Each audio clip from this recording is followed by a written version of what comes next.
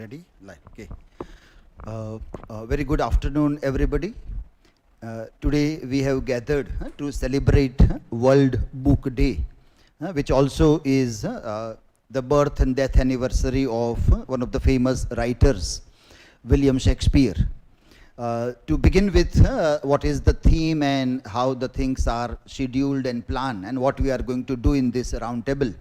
I would request Prakruti Madam to introduce us to this particular event. Yes, yeah. Hello, am I audible?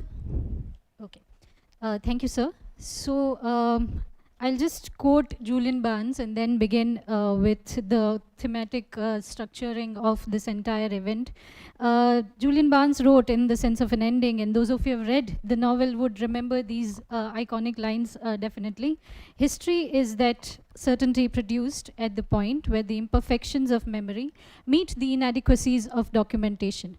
Now, when we think of writers and the history of literature, there are many loose points, or in any case, in any history, there are always some loose points where documentation wasn't possible, particularly if you're reading ancient history, or writers like Shakespeare, whose lives, we cannot ascertain for sure, like how much was true and how much was not, right? And today, again, as writers like Shakespeare's are adapted and read in newer contexts, like the digital space or virtual space or the game space and those areas and disciplines, we try to see that, again, those questions are coming up, right? Where, aspects which are not documented well are turning into misinterpretation or misquotation and issues like that. And which is why perhaps it is necessary to revisit Shakespeare and to reread Shakespeare, to reinterpret Shakespeare, to find out these loose points in Shakespeare's life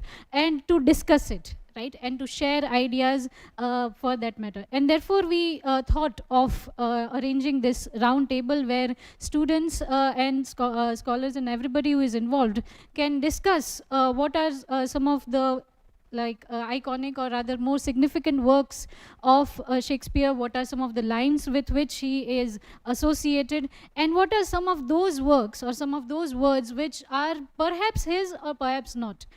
So then those are some of the questions which we will discuss today. There are two segments of the session. The first segment will consist of students and us who will read some of selected works of Shakespeare, some sonnets, some soliloquies from his works, and then the presenter will also share why did they choose to read this particular work and what is the relevance of this particular text in today's times. And that would be the first segment where each one of us who is present here today will share a text of their choice and also discuss how it is relevant for our contemporary times.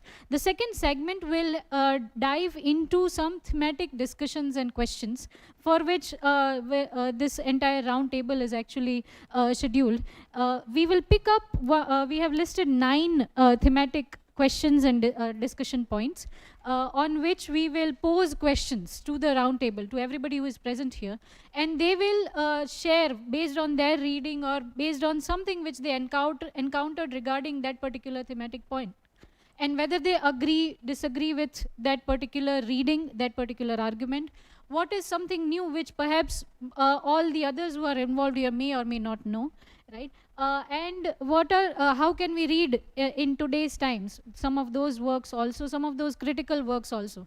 So yesterday we shared this doc with you, which consisted of some of the research articles, some of the book pages which deal with one or the other aspect related to Shakespeare's works, his life, and recontextualizing his works into the contemporary era and themes, or rather disciplines like feminism and post-colonial contexts and all those things. So then we will see how those are significant and how can we read them today, now that we are entering into the world of digitality and AI specifically. Those questions will also be discussed here. So that is how we have divided this entire round table into 2 segments.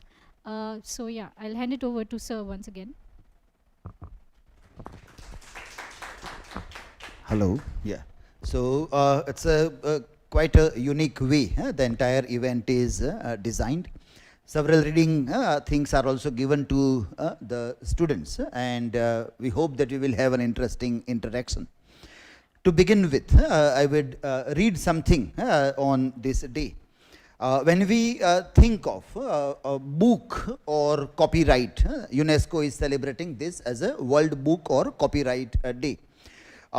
It remains apolitical, or it remains rather what we say it as innocent act. That books are books, and to read a book is not at all as such problematic thing.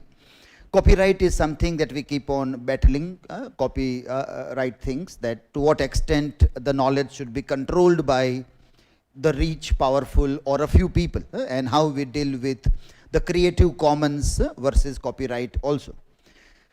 But when we think of Shakespeare or William Shakespeare's birth anniversary or death anniversary, that we speak today, in today's time, when we have lots of debate about coloniality and decolonizing the minds, and in that context, remembering Shakespeare is not innocent act. It is very much burdened with the history that India has lived, the history of being under British Raj, coloniality, and then getting freedom from that colonial rule. And then we had lots of discourses like Africa, Chinua Achebe, Ngugi wa Thiong'o, they all also debated and discussed and raised a very pertinent question. Why should we study Shakespeare? We means the colonized world. Why should we? We means the people who were once colonized. Because that question is hiding something, that there is something like a colonial effect in the greatness of Shakespeare. So keeping this in context, that how we want to revisit William Shakespeare when we try to read this. A few questions I have listed down, and try to, rather than give an answer, raise more questions pertaining to that. So let me begin, not with answer, but with a question. What is William Shakespeare, Shakespeare's greatness, or why is William Shakespeare called the Great? We used to study in our Wren and Martin grammar book. When the use of the was taught to us, it was said that Kalidas is the Shakespeare of India, which is debated a lot, that whether Kalidas came first or Shakespeare came first. Why unnecessarily Shakespeare with the article the has become the great, or it is synonymous with the greatness. When you want to talk about greatest of the dramatists of the world, you say he is like Shakespeare. So that is how, so that why is William Shakespeare called great? Because critics like Samuel Johnson, Dryden, and many other people said, specifically Samuel Johnson, said that he is the poet of nature, representing universal human experience. Universal human experience. But let us pause over here and ask another question. What does it mean to call someone universal? What does it mean to call someone universal? Universal for whom? Universal for whom? Who has authority to make a writer universal? How Samuel Johnson gets an authority to tell somebody that he is universal. And we enter into the debate here. Our another question is, was Shakespeare's greatness purely aesthetic? When we ask this question, the hidden, unspoken words are that it was not aesthetic, but it was political. Had there not been a British Raj throughout the world, as the sun never set on British Empire, perhaps nobody would remember Shakespeare. That's why this question comes, that whether Shakespeare would have been remembered even if British Raj did not rule over the world. So was Shakespeare's greatness purely aesthetic? We may answer, surely not only aesthetic. Yes, there is a dramatic brilliance in Shakespeare. There is no doubt about it, because after the British Raj, which narrowed down itself, still the influence of Shakespeare continued. When we see the Indian film adaptations of Shakespeare, it is not forced upon anybody. It is not that you want to please the white masters or you don't want to get any gain from the British people now. And perhaps those films are in Hindi, which perhaps the British people want to watch also. So it is not even made for them also. So there is some kind of aestheticity which is still attracting the attention there. But did not empire also carry Shakespeare across the globe? Did colonial classrooms, syllabus, civil service education, and the prestige of English help install Shakespeare as world genius? If so, should we ask, did empire merely spread Shakespeare or help produce Shakespeare's universality? The empire is helping in producing the greatness or universality also. Let us ask another question, that does this mean Shakespeare is only a colonial construction? We would say no, not exactly that also. That would be very simplistic way to put an author and the genius of the author as such. Better to ask, can literary power and political power work together? Can genius be real and canonization also historical? I would say yes, both is possible.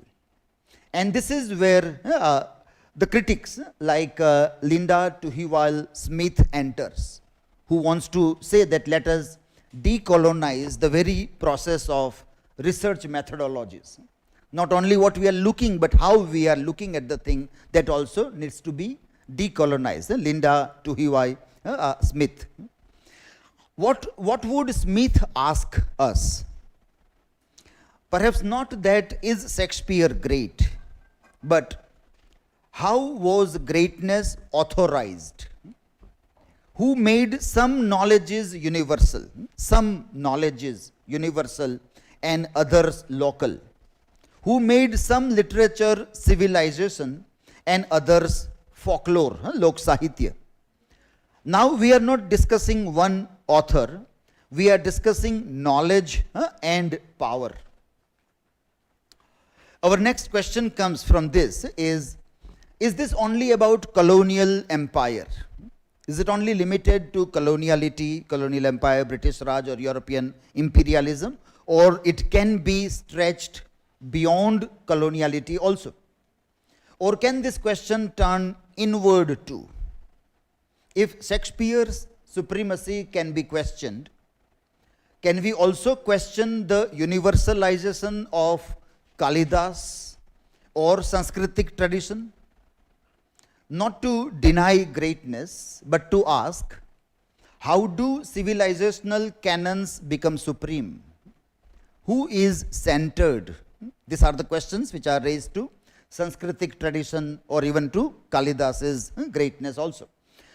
Who is centered? Who is marginalized? What about Bhakti movement? What about Adivasis? What about oral epics? And as A.K. Ramanujan wrote, 100 Ramayanas.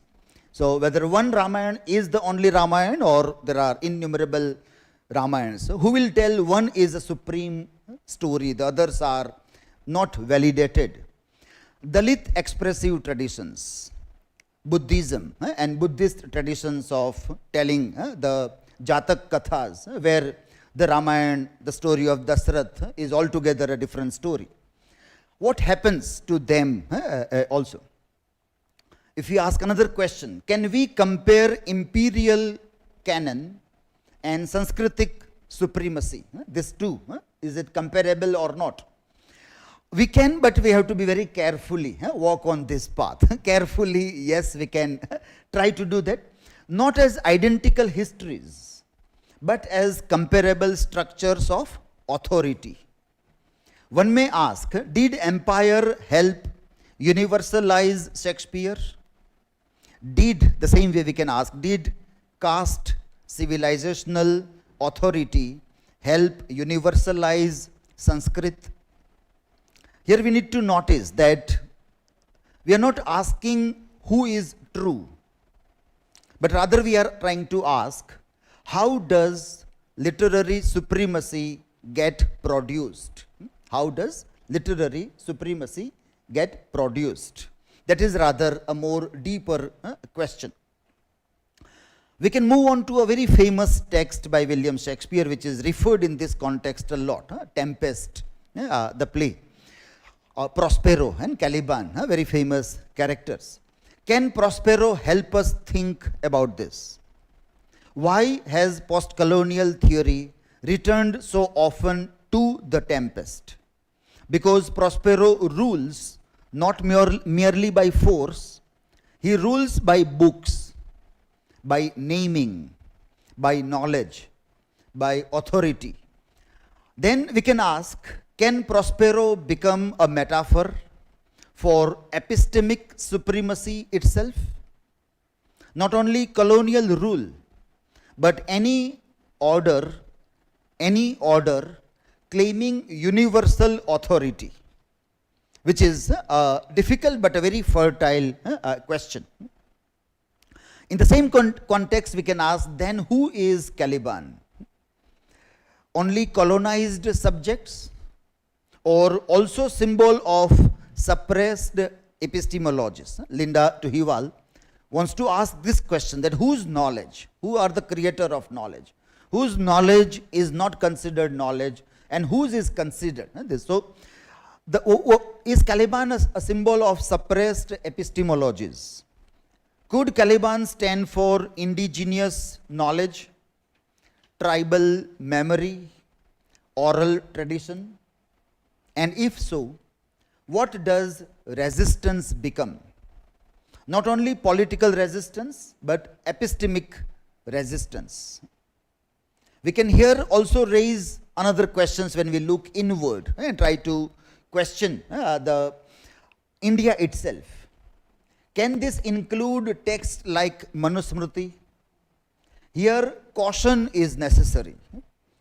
We should not force simplistic equivalence, but we may ask, how do scriptural authority, colonial authority, and modern state authority all sometimes govern through higher knowledge? A serious question here comes, and perhaps uncomfortable also, but worthy to ask when we remember William Shakespeare, and when we want to tell people don't remember Shakespeare, then many other questions also emerges from the yes or no around the day that we celebrate. Are we then saying all canons are oppressive? Are we then saying that all canons are oppressive? Not exactly that. We are saying all canons can be interrogated. That includes Shakespeare, his greatness, his universality, its coloniality. It also includes Sanskrit. That includes every sacred literary hierarchy. Critique is not destruction. Critique is understanding. Then what about the classical itself? The classical into double inverted commas, with a stress on what we considered as classical. We know very well that Shakespeare, when he was writing, was not classical, rather anti-classical. But then today, he has also become a kind of a classical writer. And here I wanted to push further. Perhaps the most radical question is not, is Shakespeare classical or not, or is Kalidas classical or not, but what does calling something classical do? What does calling something classical do? Does it merely honor the texts or produce hierarchies? Do we have the binaries between classical versus folk, high versus low, civilized versus primitive, written versus oral? Are these neutral distinctions or technologies of power? A disturbing question when we think of technologies of power, this. But perhaps a necessary question also. Is the classical a technology of power? Is the classical nomenclature, into inverted comma, a technology of power? Suppose it is, then classical may not just describe greatness, it may authorize greatness. It may authorize greatness. And normally the debate of any studies is to question the authorities. So what authorizes greatness and exclude alternatives? Then we must ask, what gets erased? When some traditions become timeless, what disappears? When some text becomes civilizational, what is considered as uncivilizations, or what becomes barbaric into that context? Can even from this we can say that very question on the very idea of literature itself. Can even literature itself be questioned in this canon?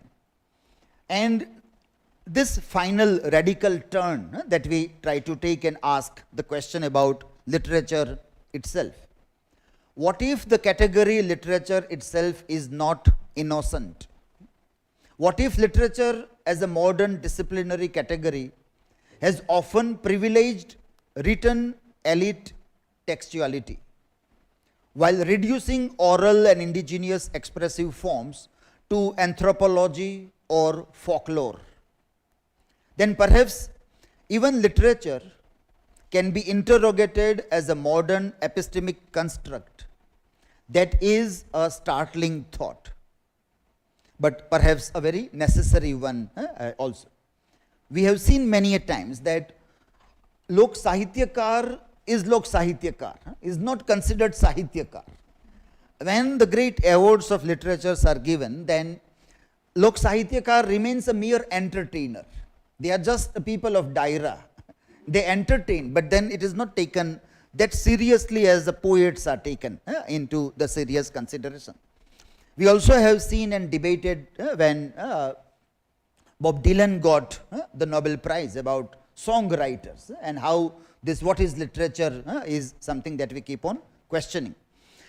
Then also the question comes, what is decolonizing in this? Decolonizing from this hierarchy of literature and folk, from Shakespeare to Kalidas, from imperial knowledge system to Sanskritic knowledge systems. What is decolonizing? Is decolonizing merely adding more text to syllabus? As people would say, remove Shakespeare, put Tagore. Remove these writers, introduce these writers. Introduce Kalidas, introduce Sanskrit, introduce IKS or BKS or Bharati Gnan Parampara. That is that what is decolonizing itself? Or is it asking who made the syllabus possible? The very question comes to the education system. Who made the syllabus possible? Who defined greatness? Who named the classical? Who defined literature? Now decolonization becomes not curricular correction, but epistemic rethinking. And finally, let me leave with this question, that not to ask that is William Shakespeare greater than Kalidas? That is a too small a question to ask. But let us ask that how do civilizations produce literary authority, sanctify canons, and universalize certain knowledges while marginalizing others?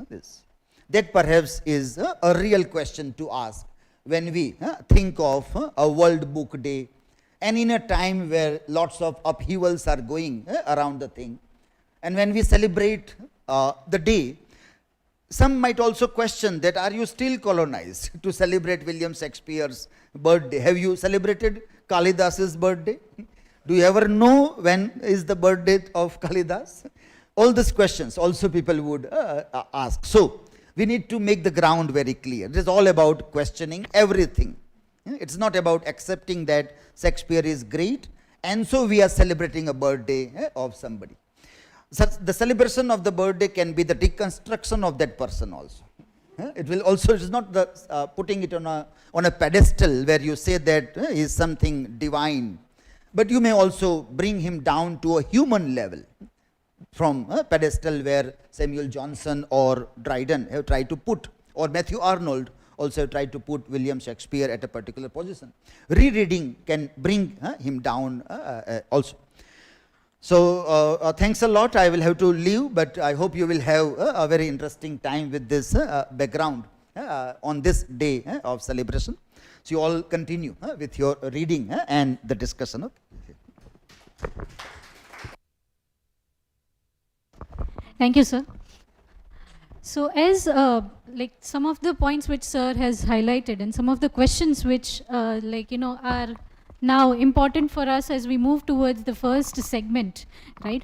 The very banner which we have prepared, it has one quotation from Tempest itself, right? What's past is prologue, right? Now what happens when it comes to classicizing something or canonizing something, people are stuck in the prologue and they would say that what is in the past is the classical, right? And therefore then everything that belongs to the ancients or the people who are in the past or who belong to the prologue, right, are the great people, right? So if you read the entire quotation, and in that destiny to perform an act, whereof what's past is prologue, what to come in yours and my discharge, right? So what is past is just a prologue. That is what Shakespeare writes in Tempest, right?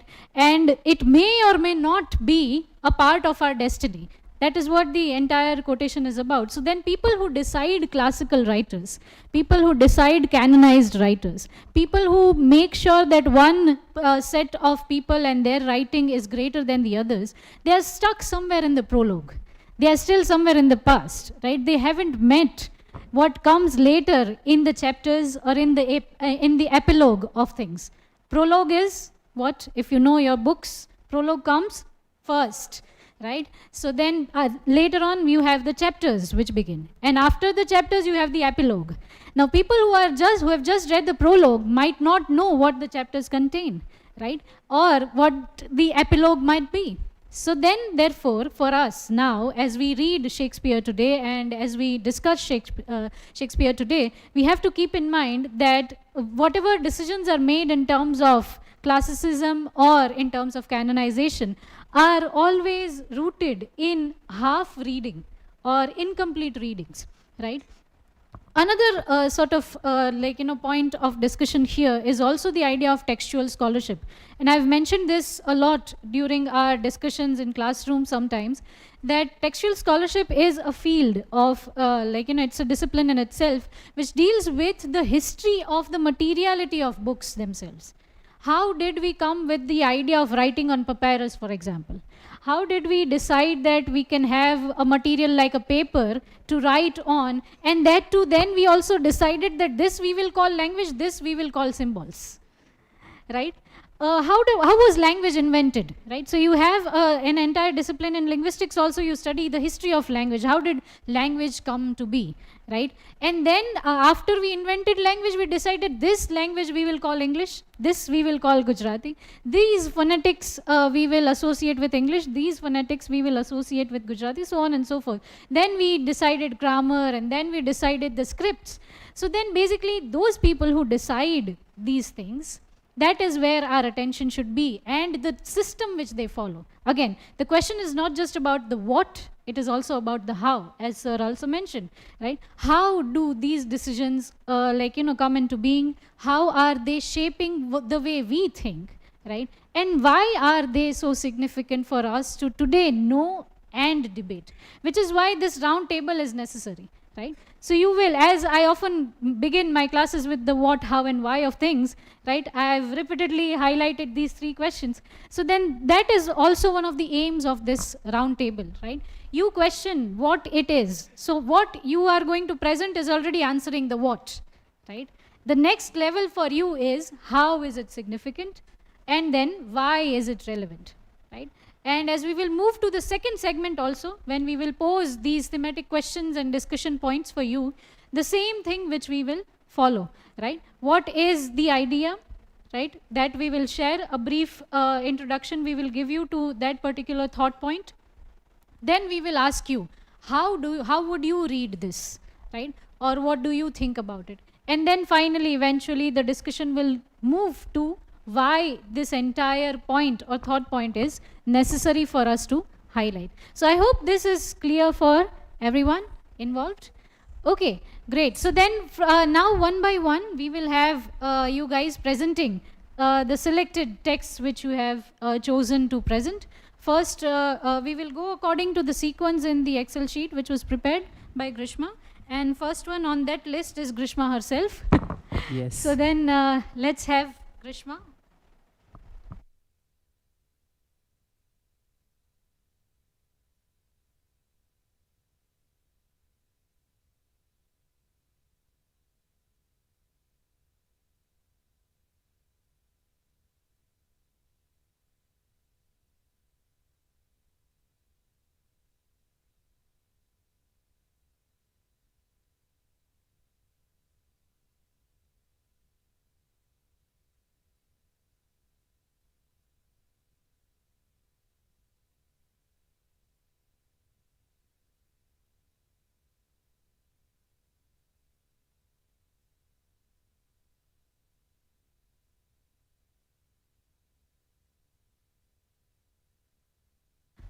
Good afternoon, everyone. So, in the late 16th century, which was an age of shifting worlds and fragile certainties, William Shakespeare turned inward to confront what history itself could not hold, which is time. So, within this sequence of sonnets which he has written, I am going to present about sonnet number 65, which emerges like a quiet meditation cowed against the noise of mortality. And it was written in a period where empire rose and fell, and the memory depended on the written word and rather than the individual self. So he shaped words into resistance, asking whether anything like beauty, love, death, rebirth, even human presence could survive the erosion of time.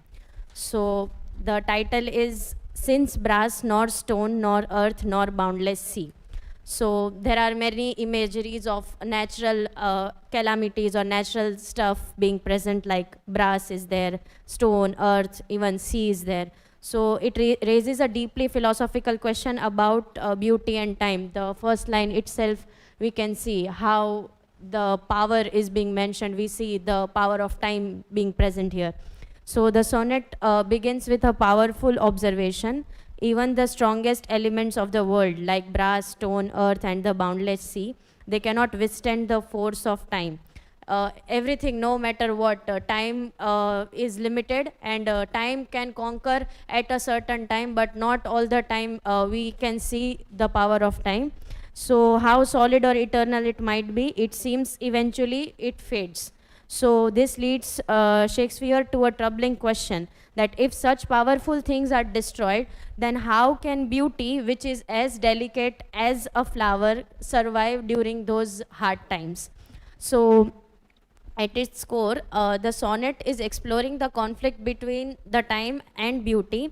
So time, Shakespeare is portraying as a destructive force, and while he is presenting beauty as a fragile force, and also beauty is temporary, because with time beauty fades. So this contrast is evidently seen in the whole poem.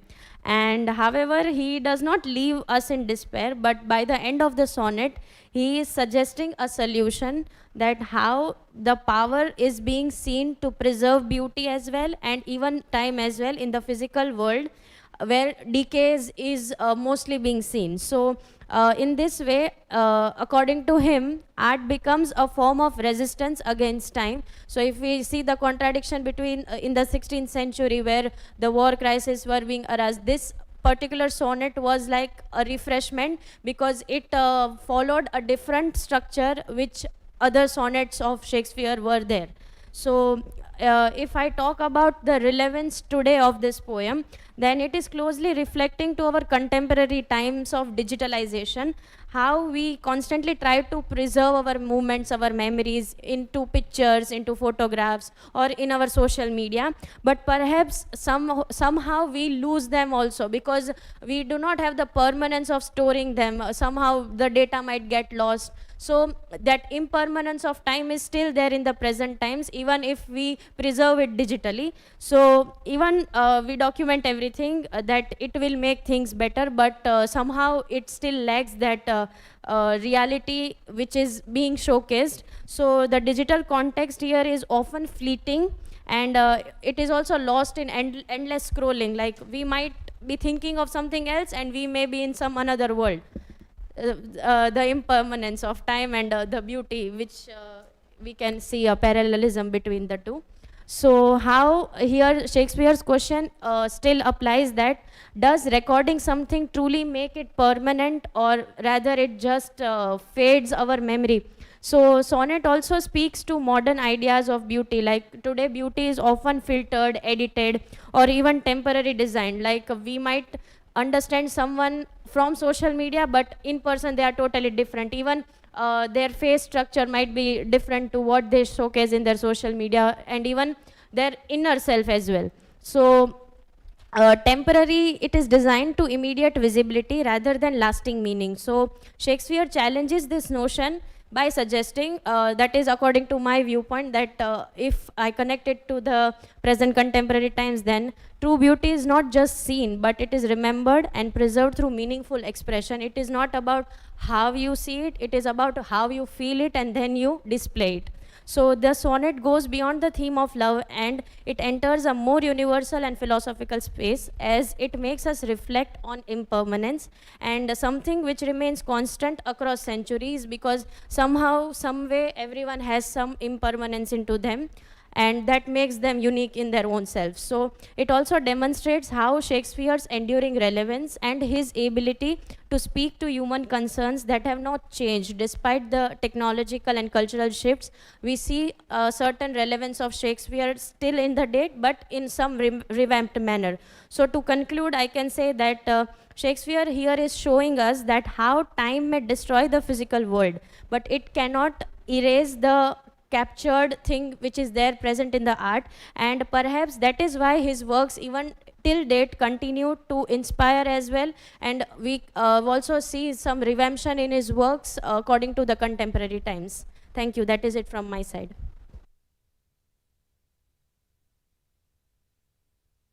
Thank you, Grishma. And indeed, whatever is documented will always have the threat, or will always face the threat of obsolescence. And we discussed this as part of our discussion in research methodology class with semester 4, when we were discussing the idea of documentation itself, right? So no matter how much well you document, there will always be something which is missed out, right? And whatever is well documented will also face the idea of obsolescence, because the mediums keep changing, right? And therefore the best way to ensure that something is remembered is the will to remember it, right? So if you have the will to remember, then no matter the new mediums which keep coming up, you will always make the attempt to document it for the time in which you are situated.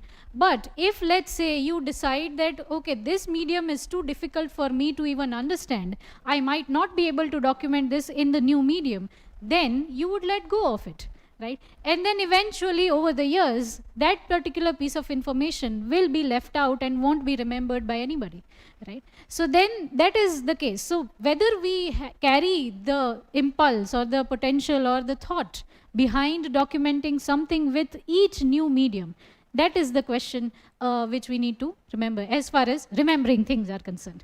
So then we move to the next presentation, which is eventually myself and I. So then for my presentation, I have opted for this particular soliloquy from Henry IV, part 2, right? It is Act 2, Scene 1, if I'm not wrong. You can open it up from the mail so people can read. No, that would be the doc file. It's an image file.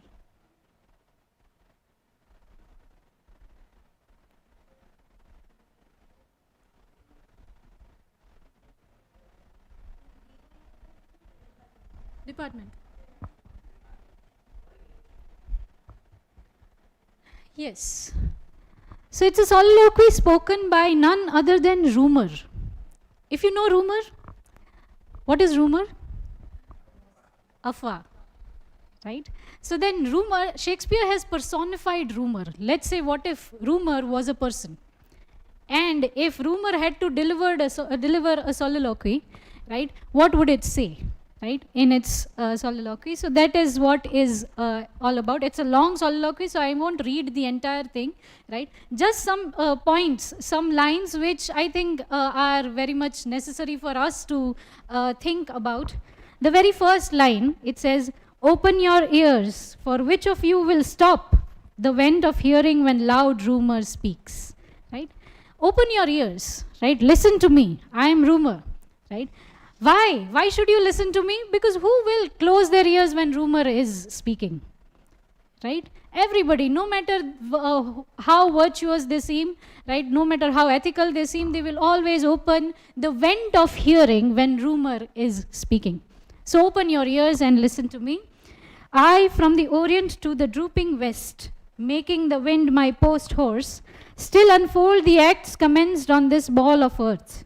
Upon my tongue's continual slenders ride, the which in every language I pronounce, stuffing the ears of men with false reports.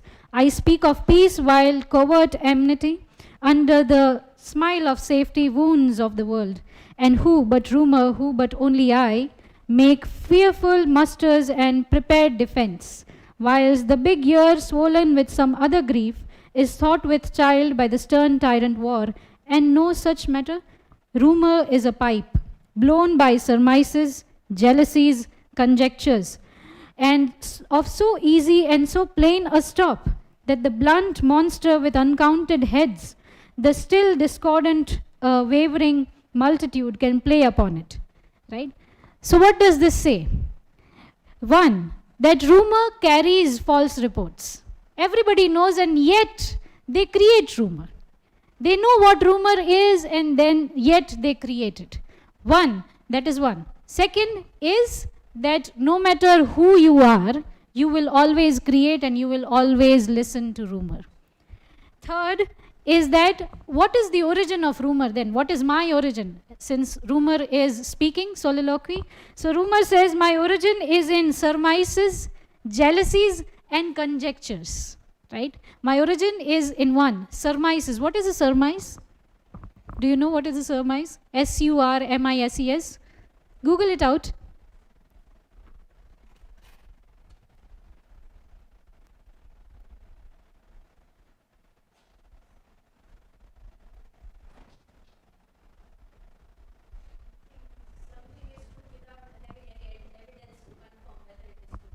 Yes. So then the origin of rumor, my history or my origin lies in surmises. Basically, everything that is contested may or may not be true. And therefore, I am not accountable. Rumor says, that is my origin. Why would I be accountable for that? Right? I lie in your own surmises. The second, it says jealousies. People create me because they are jealous. I am not accountable for it. Right? I am rumor. I will speak. Right? But you must know that I come from your own jealousy. So that is another thing which rumor says. And finally, conjectures. Right? Conjectures means something which is speculated, something which is not thought of deeply, but it is just shared as a thought. Okay, yeah, this might be the case. Right? So again, my origin lies in your conjectures. So I am not responsible for the destruction or the problems which I create for you. Why? Because you were the one to create me. That is how rumor speaks. Right? I am like the monster with a multiple heads. I have many forms, rumor says. Right? And I have many heads. Why? Because it is both literal and metaphorical in this sense. Depending on the head, the rumor will change. Right? So if you are, let's say, Bhumi, if you are Krupali, if you are Krishma, if you are Hiral, each one will think rumor in a different way, right? Or will think of a new rumor based on what they think is supposed to be considered rumor. So then rumor says, I have many heads, right? Depending on the head, I will change. I am a monster, I acknowledge it myself, right? But you must also realize that you were the one to create this monster. Why? Because you created it with your own head. So that is one. I will move down directly to the last 2 lines of this particular soliloquy, where, just a second.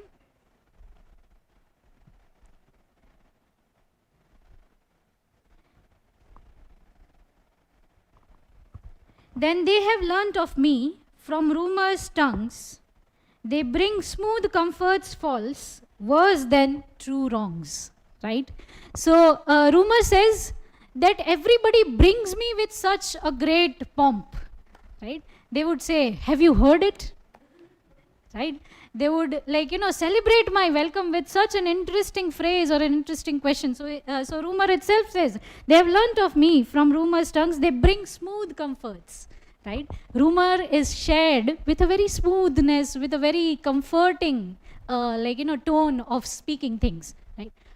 Do you know about this? Have you heard this? Right? Oh, did you know this happened? So then a very smooth start, smooth beginning of myself begins from your tongue, right? Worse than true wrongs, however, right?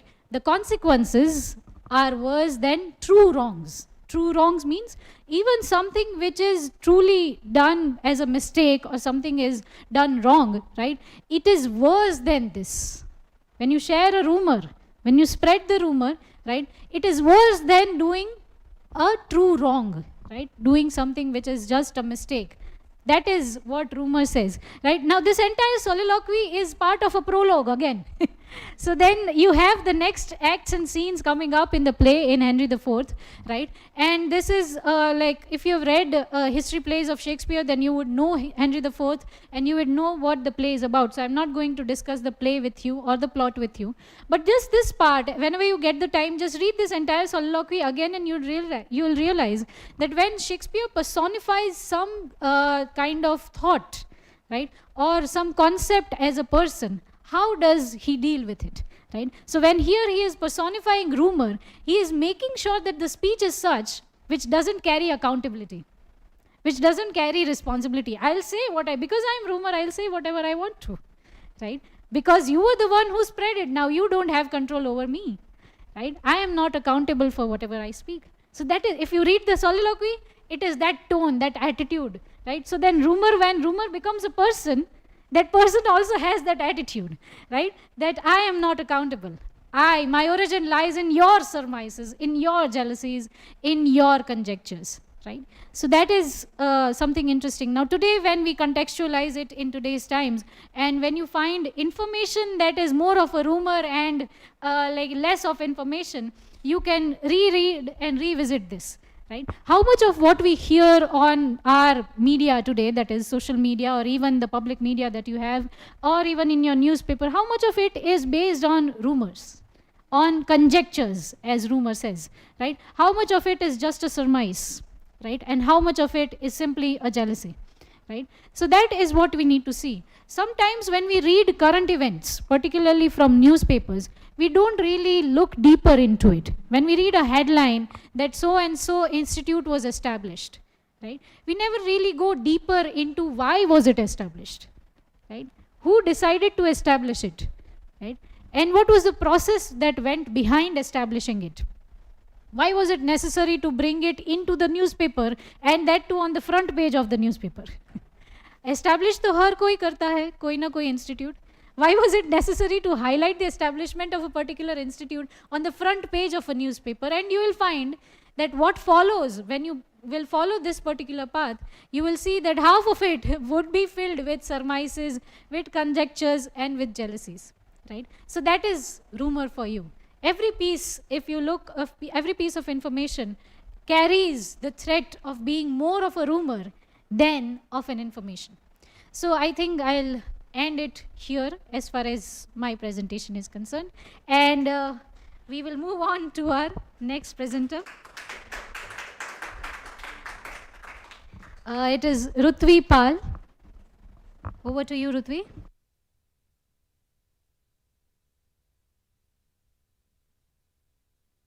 Thank you, ma'am.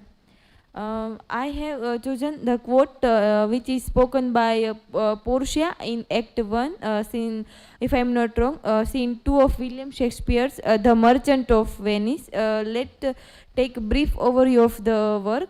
The Merchant of Venice is a comedy written by Shakespeare and probably around 1556 to 1598. The play set in Venice and Belmont and deals with themes like justice, mercy, love, wealth, and prejudice.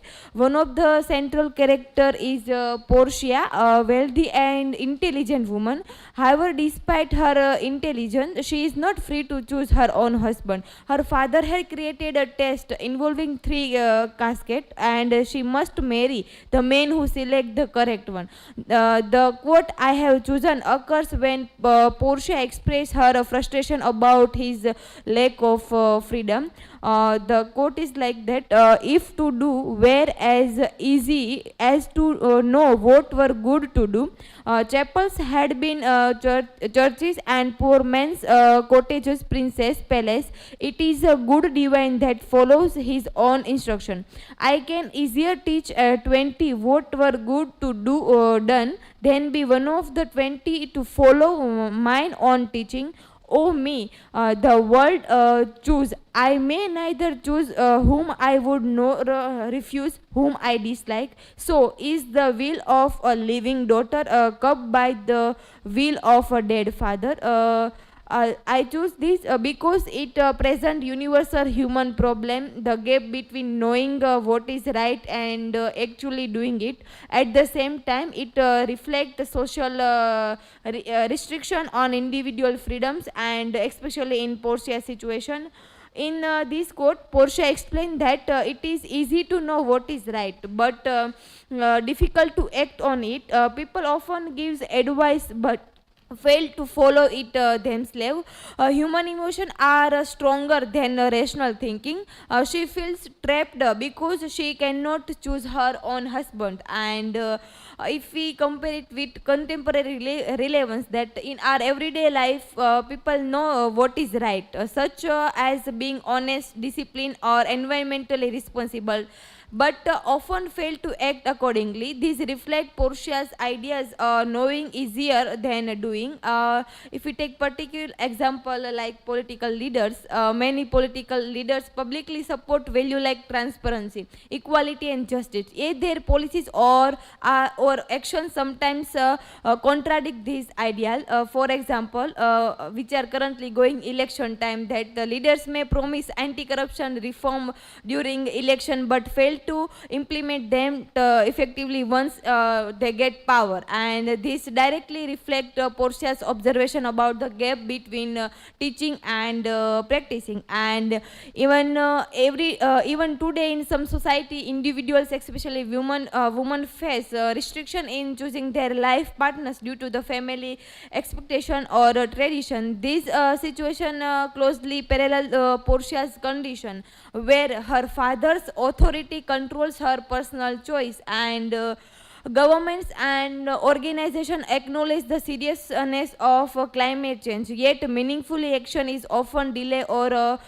insufficient. For example, Arvalli mountains crisis or other things. And these again show the difference between awareness and action. So the Portia's quote remains powerful because it exposes a timeless truth that human beings often fail to act on what they know, and that true freedom lies in the ability to turn knowledge into the action. So this is from my side. Thank you.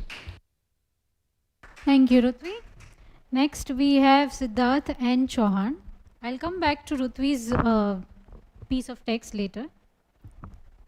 Good afternoon, everyone. Today I am going to present on a sonnet 116. Let me note the marriage of true minds. that shows the dating culture of today's time. Nowadays, Gen Z kids are depend on the situationships and ghosting and benches. And I'm also connect that sonnet with that things.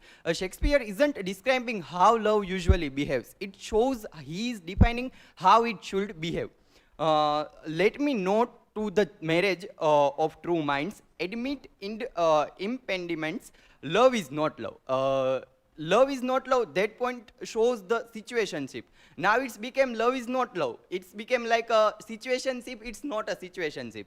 It shows the most situationships would fail Shakespeare's test. They are based on convenience, ambiguity, or fear of commitment, not a true minds. Nowadays, people are also in fear that how can we commit some other people's on our relationships, which alters when it alternations finds or bends with the remover to remove. Oh no, it's an ever fixed mark that looks on tempest is never shaken. It is the stars to every wandering bark, whose worth unknown, although his height be taken.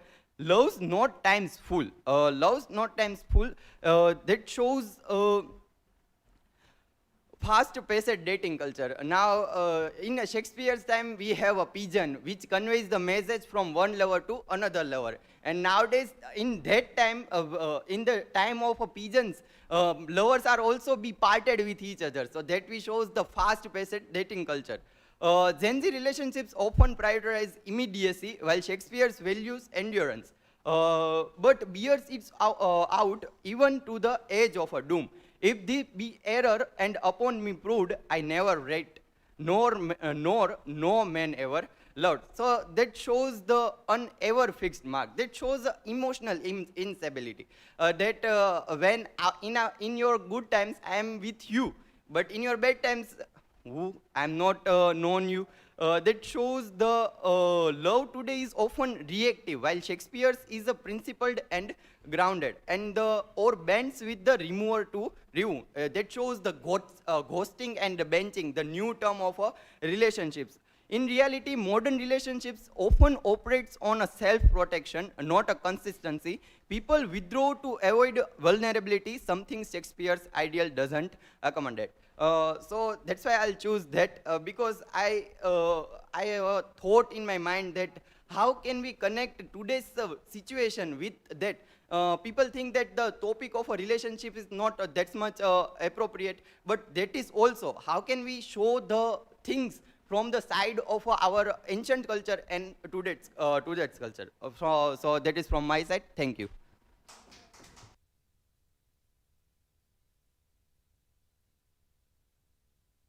Thank you, Siddharth. I'll come back to that later again. We'll have Hiralba first for the presentation.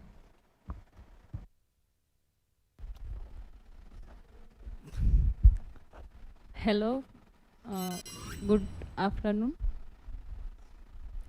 Today I'm talk about Fear the No More, A Heat of the Sun by William Shakespeare. It is not a poem but a song. It is taken from Cymbeline. This work, it was a play, and it was written in 1610. This is a funeral song.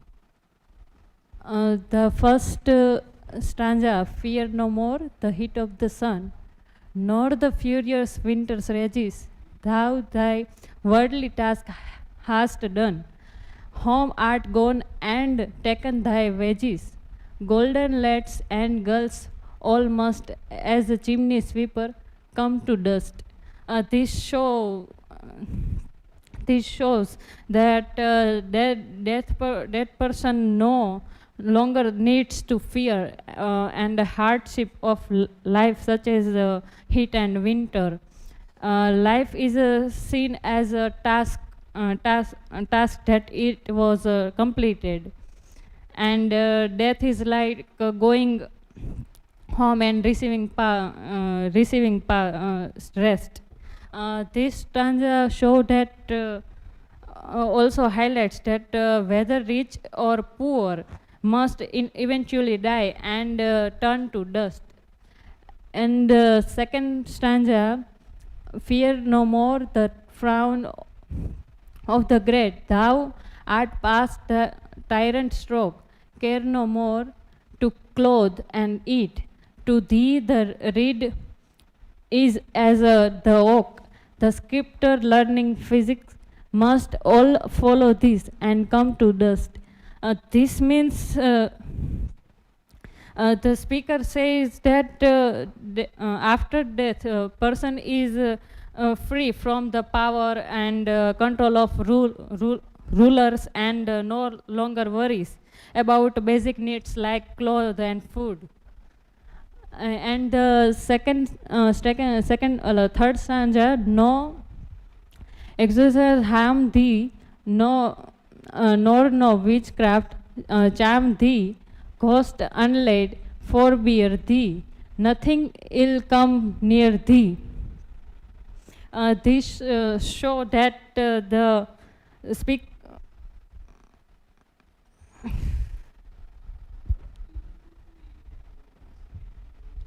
Okay. Third and fourth stanza about that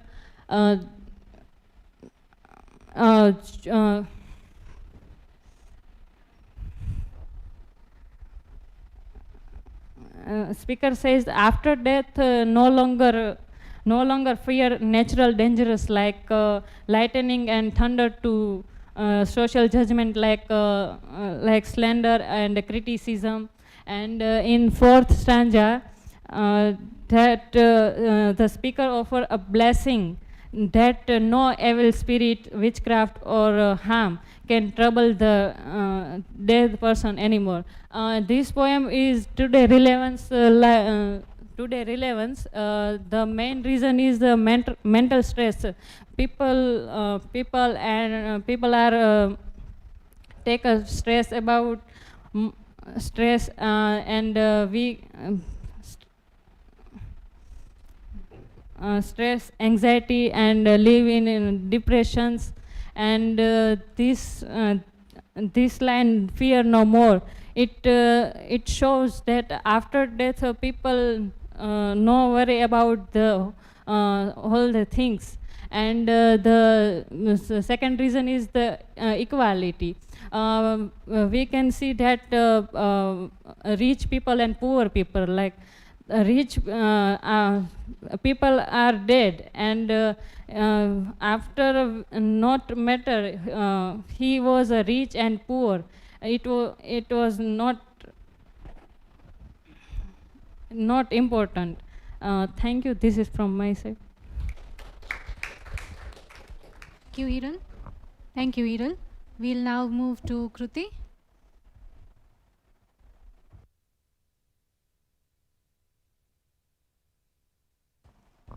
So good afternoon, everyone. Today I'm talk about Sonnet 55 by William Shakespeare. So first, the context is that love is a universal theme, especially in Shakespeare's works. His sonnets 1 to 126 out of 156, and it also are dedicated to fairy youth, and it's especially during the reign of Queen Elizabeth I. And love was a thing of considered as a part of formal literature. So Sonnet 55 is basically says that the poetry can preserve a person's memory better than monuments, and which decays over time.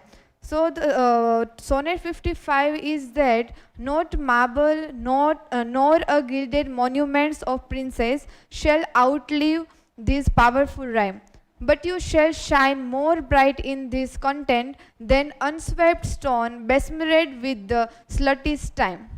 When wasteful war shall statues overturn and broils root out the work of masonry, nor Mars his swords, nor war's quick fire shall burn the living records of your memory. Against death and all obvious enmities shall you pace forth, and your praise shall still find room, even in eyes of all posterity that were this world out to the ending doom. So till the judgment that yourself arise, you live in these and dwell in lovers' eyes. So basically the speaker is here promises that the subject will live forever through his verse, surviving wars and destructions as well, and even after the death and until judgment day, the beloved's fame will endure in this sonnet. So yeah, so this is from my side. Thank you. Thank you, Kruti. Next, we have Dimple Parmar, who has joined online.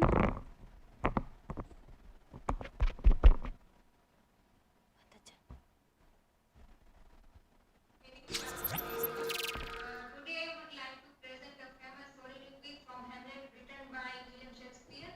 The lines I have chosen are to be or not to be. That is question whether this problem in the mind to suffer. The scenes and arrows of outrageous fortune take arms against the ego of purpose. These lines are spoken by Hamlet in Act 3, Scene 1. When he is alone on the stage, this is the whole soliloquy where the character expresses his inner thought and feelings. In this soliloquy, Hamlet is deeply confused and troubled about life. He is questioning whether it is better to continue living and suffer the pain of life or to escape from all suffering. And the soliloquy is powerful because it reflects a universal 66 ને Sanjay Sanjay life, people feel confused, afraid, or uncertain. In this way, Hamlet becomes the voice for all those heroes. And it also shows an equal inner conflict between action and inaction, courage and fear. Hamlet is not weak; he is a thoughtful. He wants to understand life before making any decision. Shakespeare's use of imagery like slings and arrows and sea of troubles clearly expressing the struggle of life and helps us feel Hamlet made as a step. And this soliloquy is still very relevant today.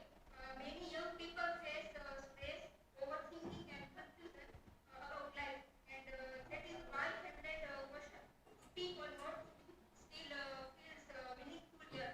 And then in the conclusion, this soliloquy is not just a part of literature, but reflection of human emotions.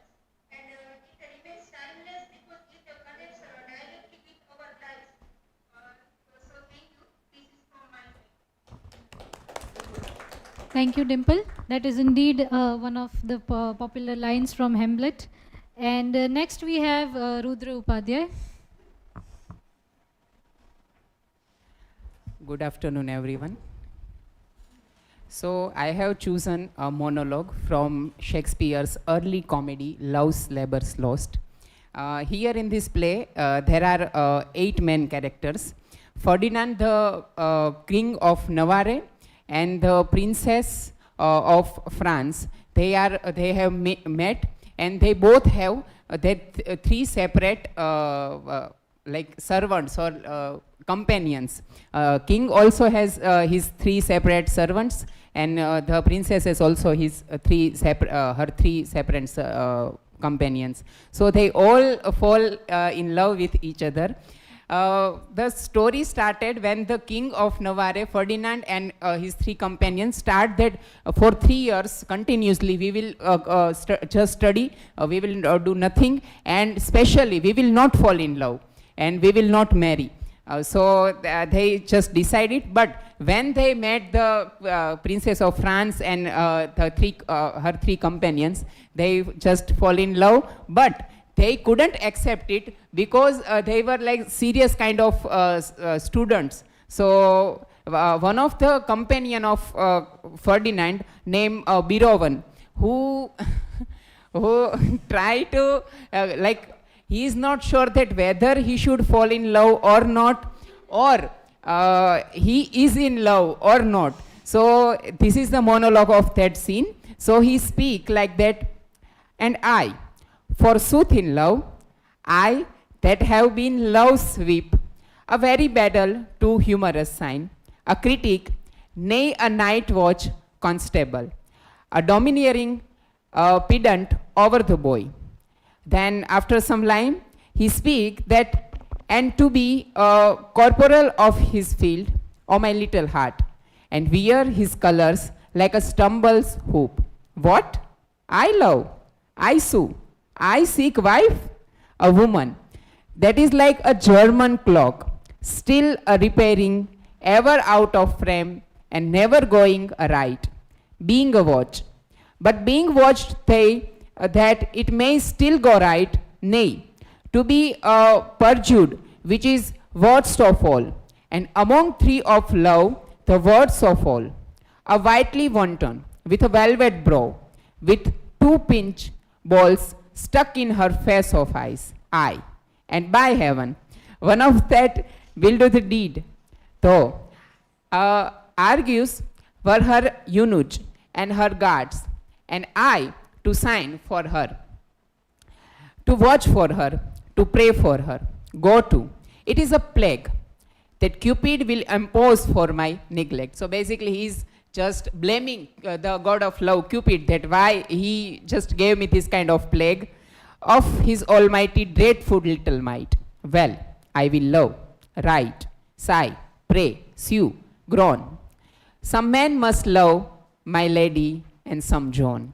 So this monologue is, if we are talking about contemporary relevance, so basically the serious kind of bookish student or bookish person always think that they would not fall in love, but ultimately they just end up and fall in love. So this show the hypocrisy and the self-contradiction of a person itself, and the overconfidence in the logical nature that here all the four men are thinking that we will not fall in love in our life, and especially for this 3 year, but they just started ultimately falling in love. So this was from my side. Thank you so much. Thank you, Rudra. Moving on, we have Chetana who will be joining us online.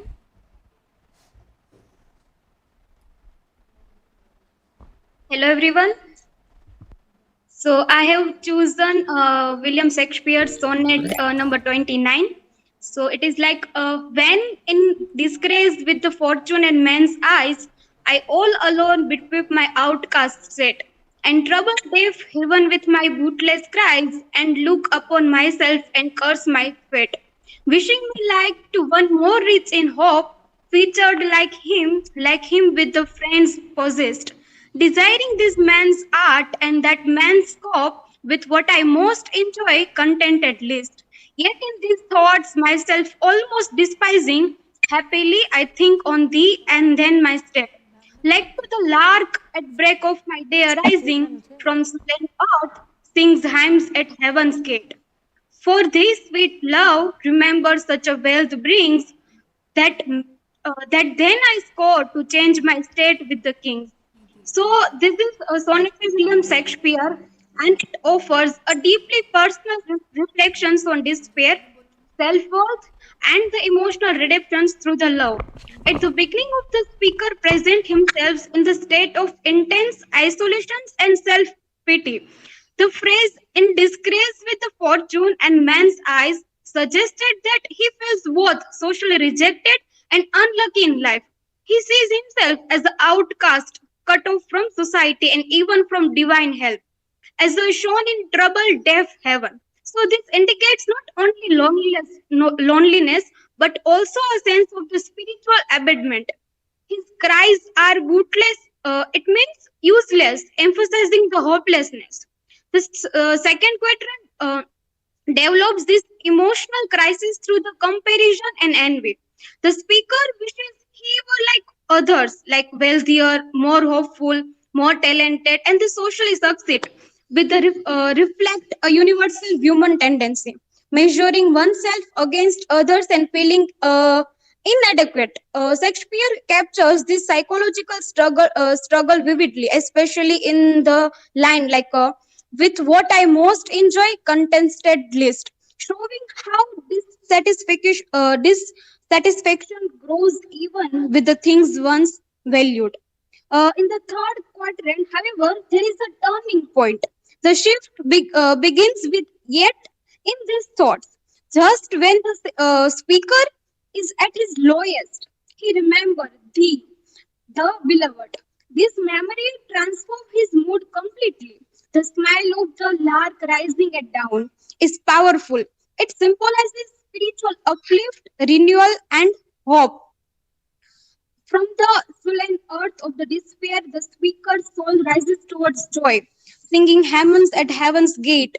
This image reverses the earlier idea of the deaf heaven, suggesting that love reconnects him to something divine. The final couplet delivers the central message. The beloved's love is too valuable that it outweighed all worldly success. The speaker declares he would not dread his state even with the kings. This highlights the theme of the inner wealth versus external status. Emotional fulfillment is more meaningful than the material or the social power.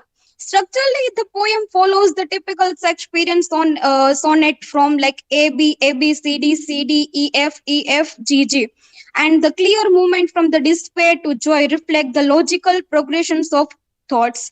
Now, if we talk about how it is relevant to today's time, so it is remained relevant today because it captures the emotions that people still experience, like loneliness, self doubt, and constant comparison with others. We also have that habit. We are not aware that we are comparing ourselves to others, but yes, we always in our mind we always thought about that I'm not that much good at these things, those things, so we always compare ourselves to the others, but we don't know the situations behind that things.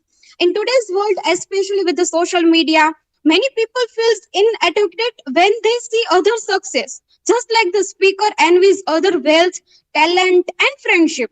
The poem also reflects modern mental health struggle, where individuals may feel ignored, unlucky, or disconnected. However, its key message is hopeful. Like the speaker's mood changes when he remembers someone he loves.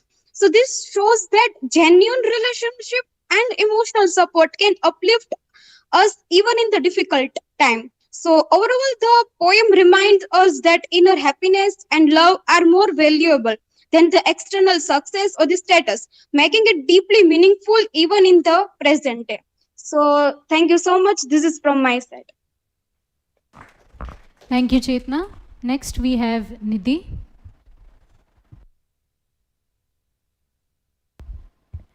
Thank you. So today I am going to present a poem, a sonnet 20, which is one of the most famous sonnets of Shakespeare's Fair Youth sequence. In this poem, the poet admires the beautiful youth, which is man, and discusses the themes of the beauty, love, and identity, and the gender.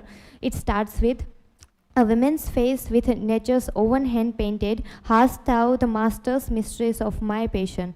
A woman's gentle heart, but not acquainted with shifting change as is false women's fashion, an eye more bright than theirs, less false in rolling, gilding the object whereupon it gazed, a man's hue, all hues in his controlling, which steals men eyes and women's souls amazed. Here Shakespeare praises the young man's outer beauty and its inner qualities. Here he says the youth's as a face as beautiful as women's, naturally created by nature itself. He calls him a master mistress, meaning the youth combines masculine and the feminine qualities in a perfect balance. He has a gentle heart, but unlike that common stereotype of that age, and he is constant and the faithful.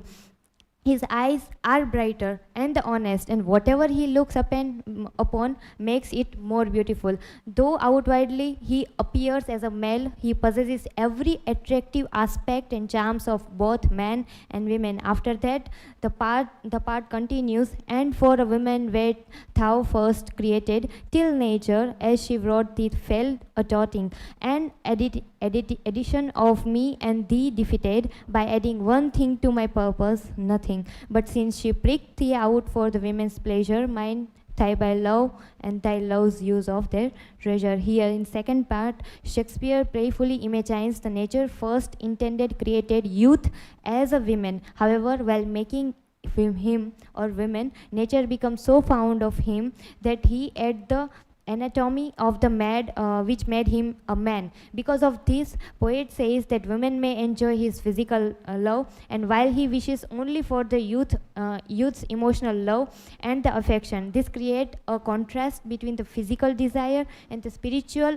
emotional connection. Here, if we see the significance of the contemporary relevance, that here it is shown that today's people increasingly reject the narrow gender stereotypes. Many individuals express themselves beyond the traditional labels or the masculinity or the femininity. Now, for the example, if we take Harry Styles wearing gender neutral fashion type clothes, it can be counted as a modern influencer promoting the self expression that shows how the identity can be fluid and the personal. After into the second part, how it is relevant, that it shows that in modern world relationship often values emotional intimacy more, because even if we are distance into the physical part, but we are closely remain close within the digital tools, and which makes that our deeper possession. For example, many people like remain close to the strong online relation through the communication and loyalty even when they are physically apart. This poem also connects the modern discussion of the sexuality and the freedom of the defining the real love and the loyalty and the personal of its way. Thank you. Thank you, Nidhi. Next, we have Shahzad. Over to you, Shahzad.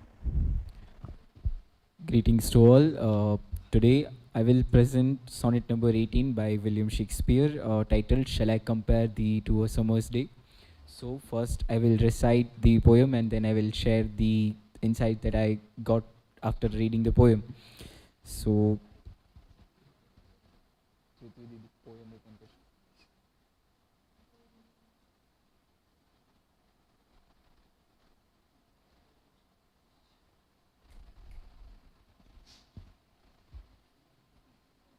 okay. So here is the poem that shall I compare thee to a summer's day? Thou art is more lovely and temperate. Rough winds do shake the darling birds of May, and summer's lease hath all too short a date. Sometimes too hot the eyes of heaven shines, and often is his gold complexion dimmed, and every fire from fair sometime declines, by chance or nature's changing course untrimmed. But the eternal summer shall not fade, nor lose possession of that fair thou erst, nor shall death break thou wanderest in the shade, when in eternal lines to time thou growest, so long as man can breathe or eyes can see, so long lives this, and this gives life to thee. So the critical insight that I got after reading this poems is like that what Shakespeare is challenging here, that the challenge the fixed beauty standards of made by human, that what are the fixed beauty standard, that he connect the unwaverable and very not fixed structure of nature, and it compared with the natural elements of his beloved with the nature. So he's connecting this idea of the idea of challenging the fixed beauty standards created by humans and connecting it with the unwaverable nature. The awareness of impermanence. The second thought that I get after reading the poem is that Shakespeare highlight how nature is unstable and temporary. This is how the same happened with the beauty standard. The idea of another idea of impermanence, which is also connected with the Indian philosophy, the idea of Shashvat, Nashvat and Ashashvat. These three things which are connected with the beauty standards in Indian philosophy. Critique of perfect images, by showing that the inconsistency of sun, as he's showing this idea of the heat of sun, which is very consistent in the way. Sometimes it is too hot, sometimes it is not that much hot, and it is not scientifically proven that it is up to our circumstances and the nature which we are surrounded by. But the sun is as it is वो जितने degree Celsius गर्म होगा उतना ही होगा.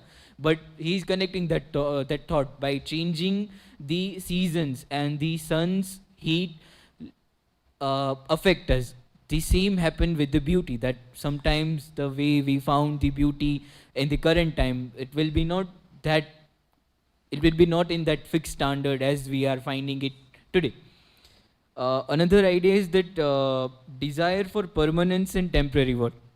The idea of eternal summers, which is there in the poem, connects with the today's urge to preserve oneself through social media, digital archives, and creative work, showing humans' need for outlast for a time. Another thought that I get is that art as immortality. He suggests that the poem's strongest idea that poetry gives eternal life and remains relevant in same happened where we get words in our collective memories. Today, literature, films, and online content function similarly, preserving memory, identity, and influence beyond physical life. The idea of social media and that thought that everything is there beyond the physical life. If we are not there, we get those information. If we are not present there, we are still connecting to those ideas, those aspects, those consistency, and much things beyond the physical aspects of our human process and human thinking. Another thing is the power of language and representation. Shakespeare suggests that words can shape reality in contemporary theory. This connects with idea that language constructs identity and meaning, not just reflects it. The use of language to compare his beloved with the nature, that is, if nature is inconsistent, if there is instability in nature, there is instability in the beauty of his beloved. Universal theme of love and legacy in this poem. The poem goes beyond romantic admiration and becomes about leaving a mark on the world, something that still defines human ambition today. The human ambition of defining beauty and the human ambition to get that beauty and to achieve that beauty. So this is it from my side. Thank you so much. Thank you, Shazad. Moving on to the last presenter for the day, Sandeep. Over to you.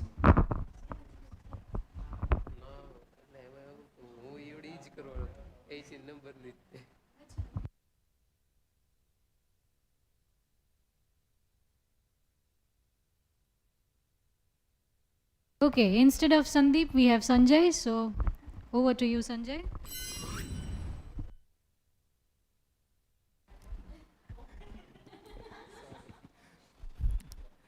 I like one quote: all the world is a stage and all the man and woman merely players. It is taken from As You Like It, Act 2 and Scene 6.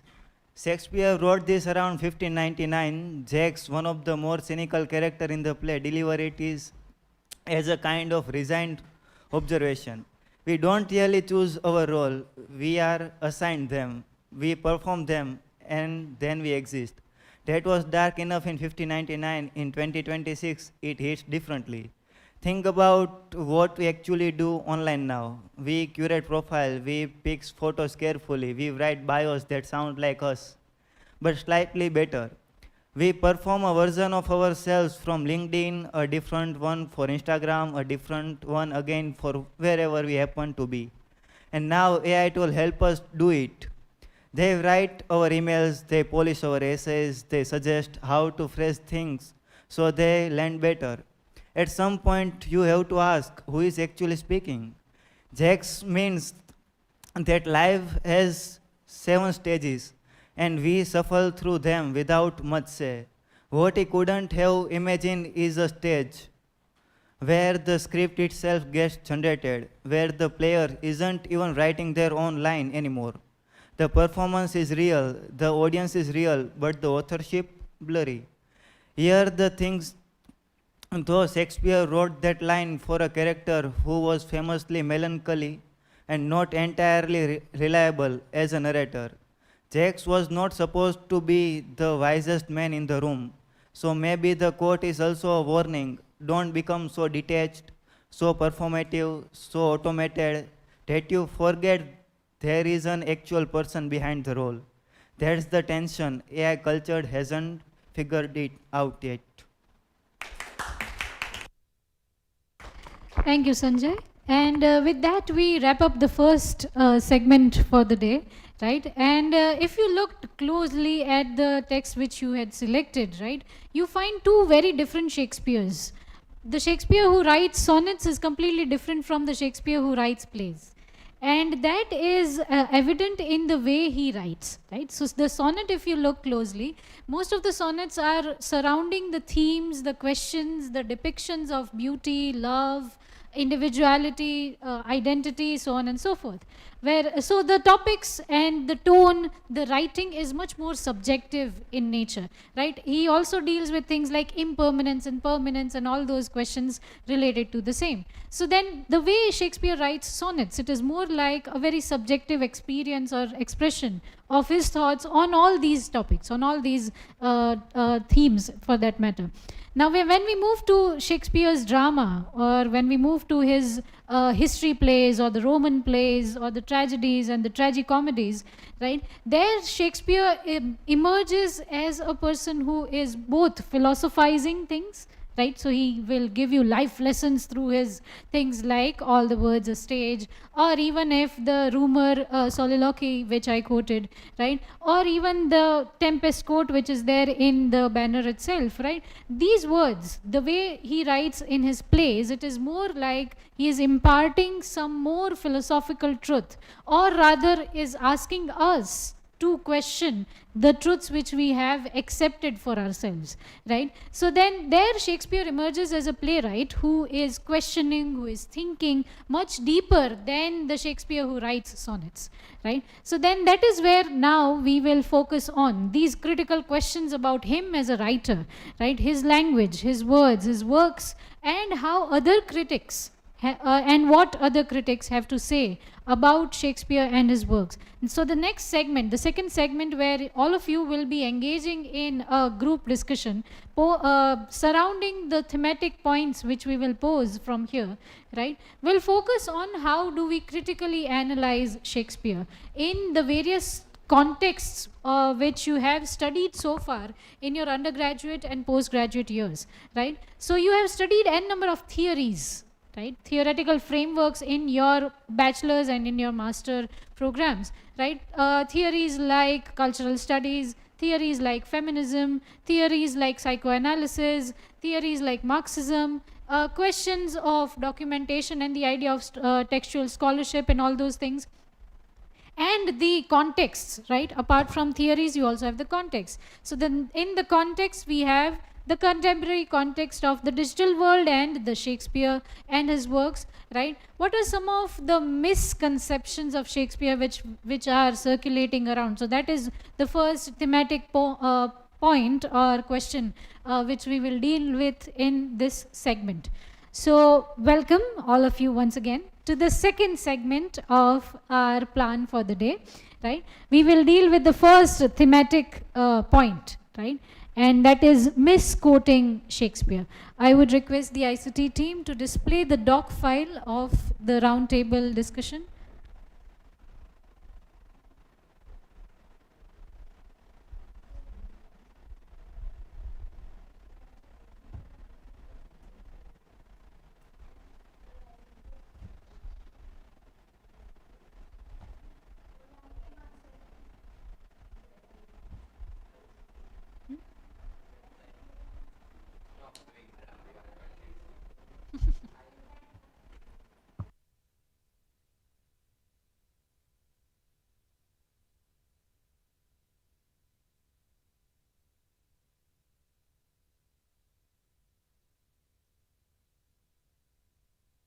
So while they are opening the doc, let me just give you what you are supposed to do.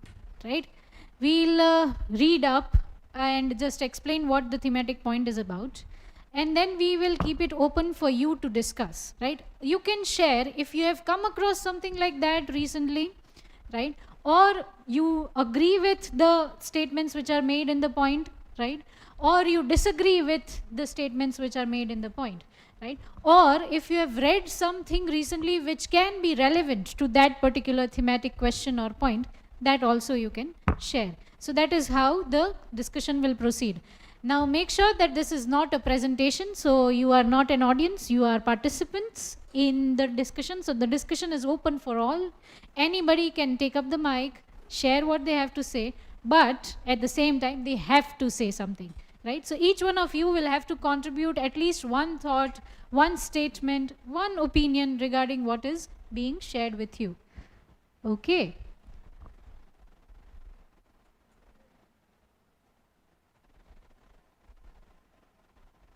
Can you zoom in?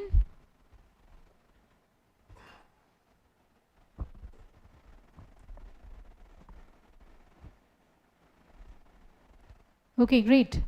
Thank you. So the first thematic point is misquoting Shakespeare, or is this really Shakespeare? So now you might have come across some posts on your Instagram, on your Facebook, right? And if you ever follow those quotation pages, right, in your social media, then n number of quotes come in the name of Shakespeare. But how many of those are actually true? And that is where the first thematic discussion is going to be, right? Have you ever come across these quotes? Or have you ever dived deeper from a particular quotation and checked whether it is actually Shakespeare's or not? That is what you need to do. Here are 3 examples or 3 sources where they have taken up this question, right? And the third one specifically is also questioning Shakespeare himself. How much of what we now have as documented as part of Shakespeare's work was actually Shakespeare's work, right? So if you look at the history of Shakespearean drama, right, he takes up a lot of material from some other contemporary writers of his own time, right? So then he himself was not completely Shakespeare, right? So then you, can you click on the first source, please? These are some of those quotes which are considered as Shakespeare's, but they are not actually. So he himself says, I didn't say that. So if you look at the first one, expectation is the root of all heartache. Now that is not actually what Shakespeare said, right? He actually wrote this as part of the to be or not to be speech in Hamlet, right? And as such, the words are completely different. What he intended to say was something which is completely different from the way in which expectation is the root of all heartache emerges in front of you on screen, right? So then that is one.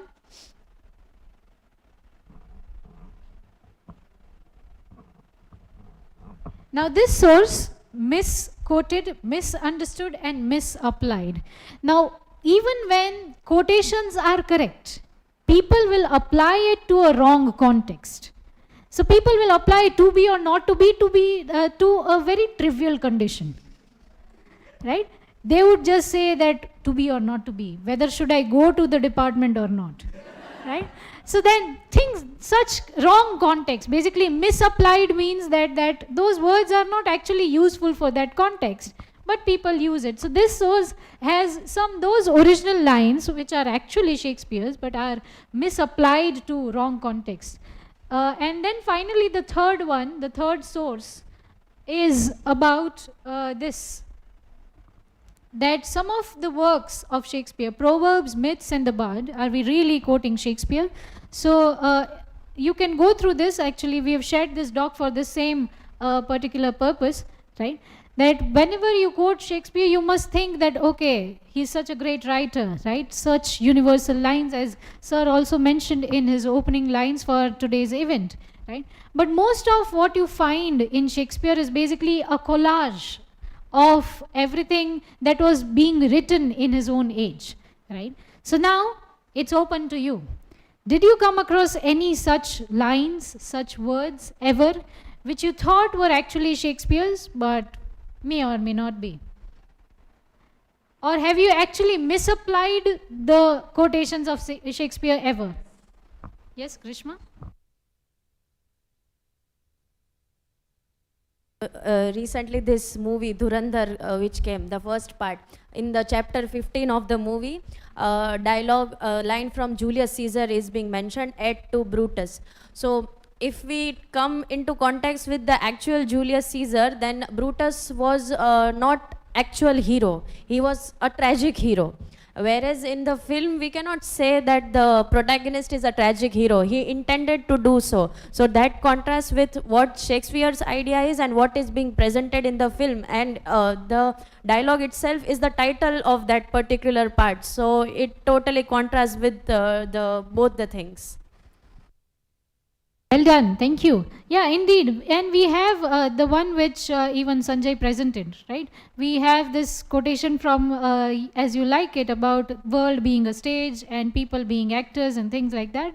Now people use those quotations for n number of things, right? So then, and sometimes most of those contexts are not as valid as those quotations might intend them to be. So anyone else who has come across such example?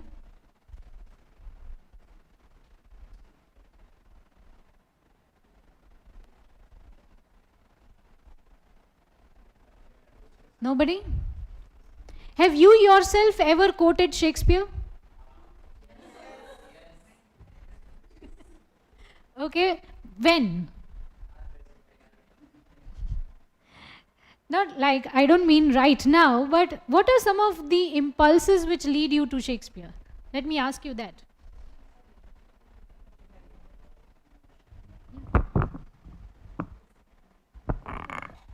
In one of his work, he also mentioned that what is in name. But we are using these, we can say, this phrase or dialogue very, we can say, roughly or in a general way. The time and again we are using that, what is in name. But the context is different in that particular work and in our day-to-day life as well. So that is also we can consider. Yes, thank you, ma'am. It is indeed true. And people, when they ask what's in a name, and even that when Shakespeare put it, that was also intended to be a rhetorical question. Right? So if you read the original lines, you will find that it was meant to be a rhetorical question, a rhetorical discussion between two characters, and then the what's in a name kind of a thing comes up, right? Now there is everything in the name. And if you look at and if you read these lines in the context of power and knowledge or colonialism, post-colonialism, these questions then have deeper implications, right? So a name can make you a barbarian, a name can make you the colonizer. So you never really know, right? So then, of course, there's everything in the name. Everything is associated with name. So yeah. Anything else? Yes?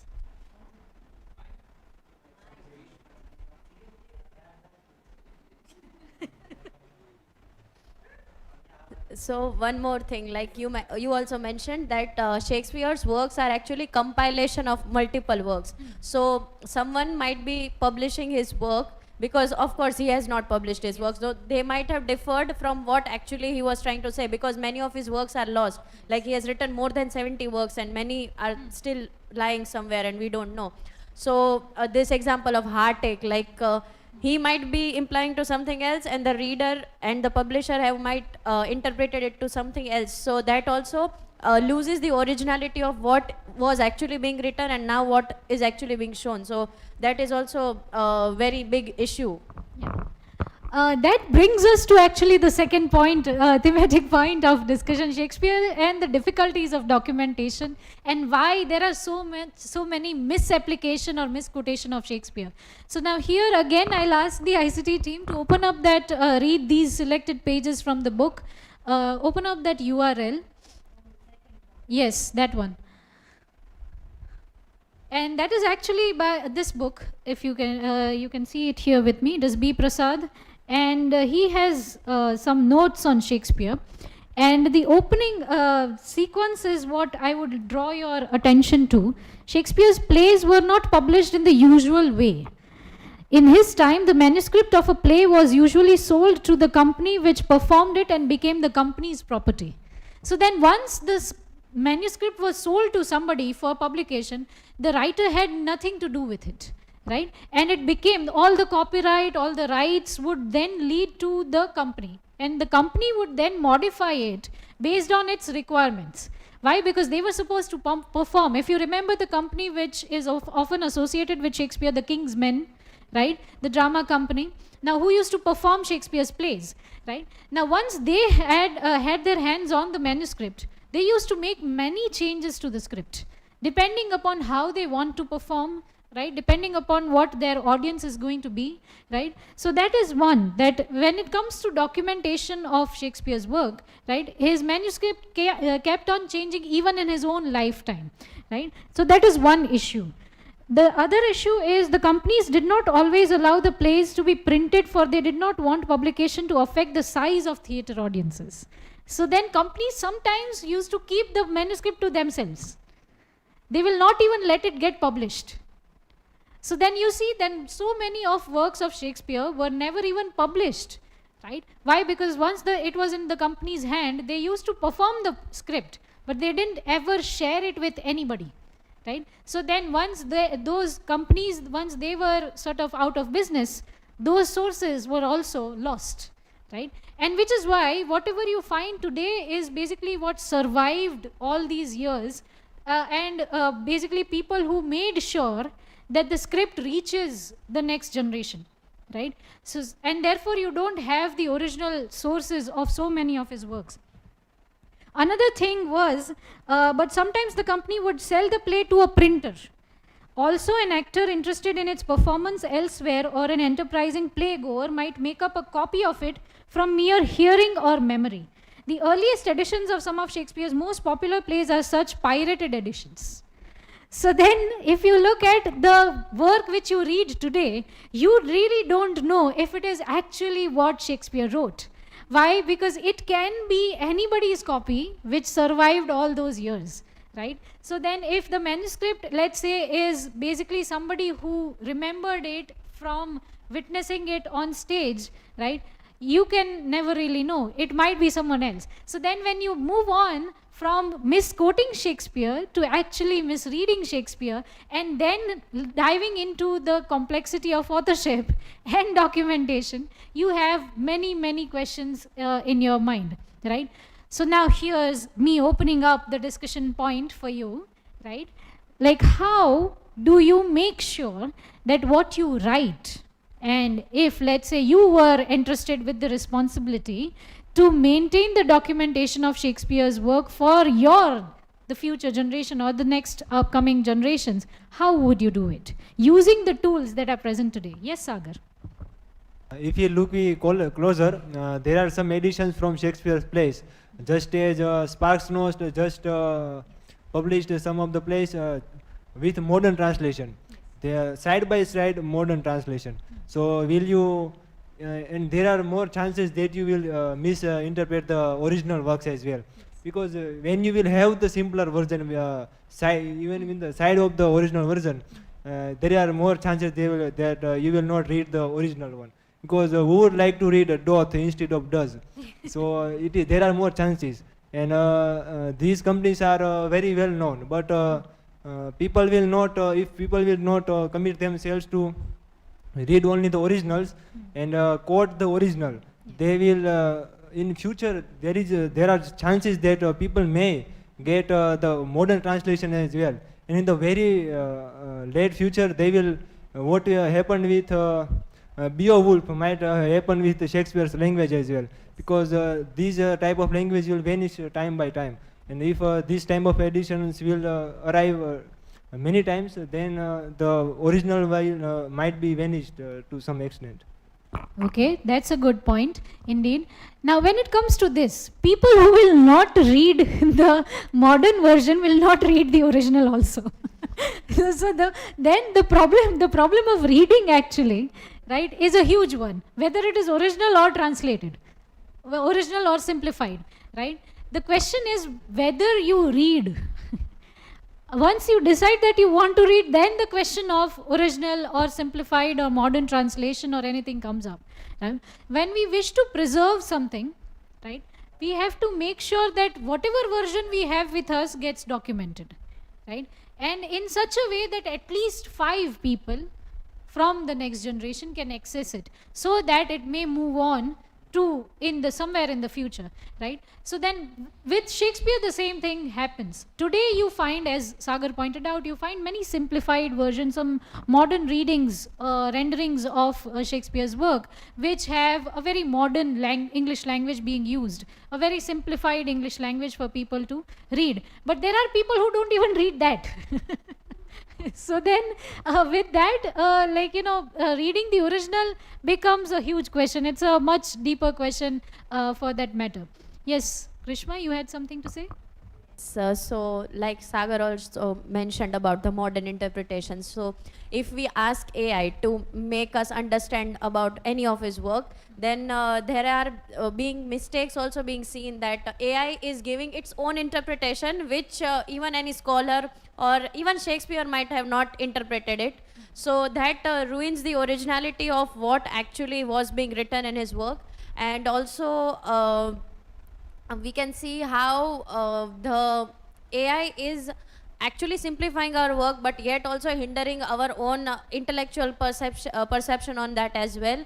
And originally, if we look into Shakespeare's work, then it was being written mostly in Old English language. So if we want to confirm the originality of his work, then we need to look into the dialect in which the statements or the quotations are being written. So that might give us some confirmation about whether it is being exactly quoted by Shakespeare or by someone else.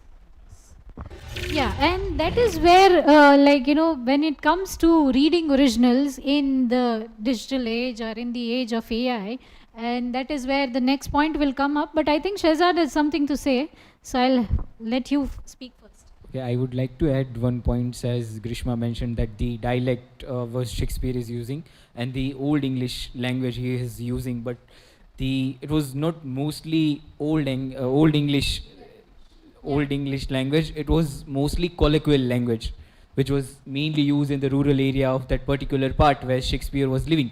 And most of his plays were like that. Usually the layman people will understand that language. It was the language which was Shakespeare is using. It was a language of the layman, and it was a colloquial language which was mainly used in that particular time when Shakespeare was writing plays. And another idea was, as Sagar mentioned, that the idea of modernizing those texts to preserving it for the future generation, as mentioned by ma'am.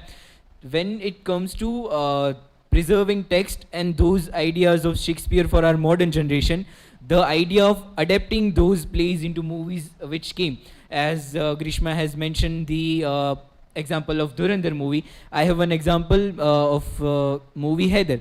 As it was in Hamlet, it was mostly the psychological condition of Hamlet, but it was also there in the character of Heather. But the idea of connecting those thoughts with the terrorism and the circumstances of Kashmir and the very controversial thoughts regarding the living in Kashmir and the thoughts which were presenting in that particular movie, are those thought will affecting the future generation to reading it as it is, and those narration which are there in the Indian context of adapting Hamlet as in movie in Indian form. Not only Heather, there are some other movie as Angur is there, Maqbool is there.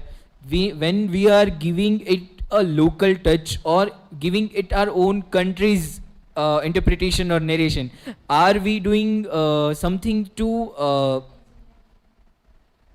are we doing something which will affect in narration that will affect the future generation to reading it or interpreting it?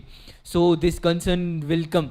Also the idea of simplifying things or working in a simpler way. When they are working on particular movie, they will try to simplify it as it is, as much as it is possible. They will not make it as much as complex, as there are some scenes in Hamlet or the performative art which are, as we not only the sense of in the sense of the movie or adapting the movies, of adapting the plays into movies, but the idea of performing those plays in today's time. How it were performing in those times where that time when Shakespeare was writing, he was doing things which will not be as complex in accordance to that time.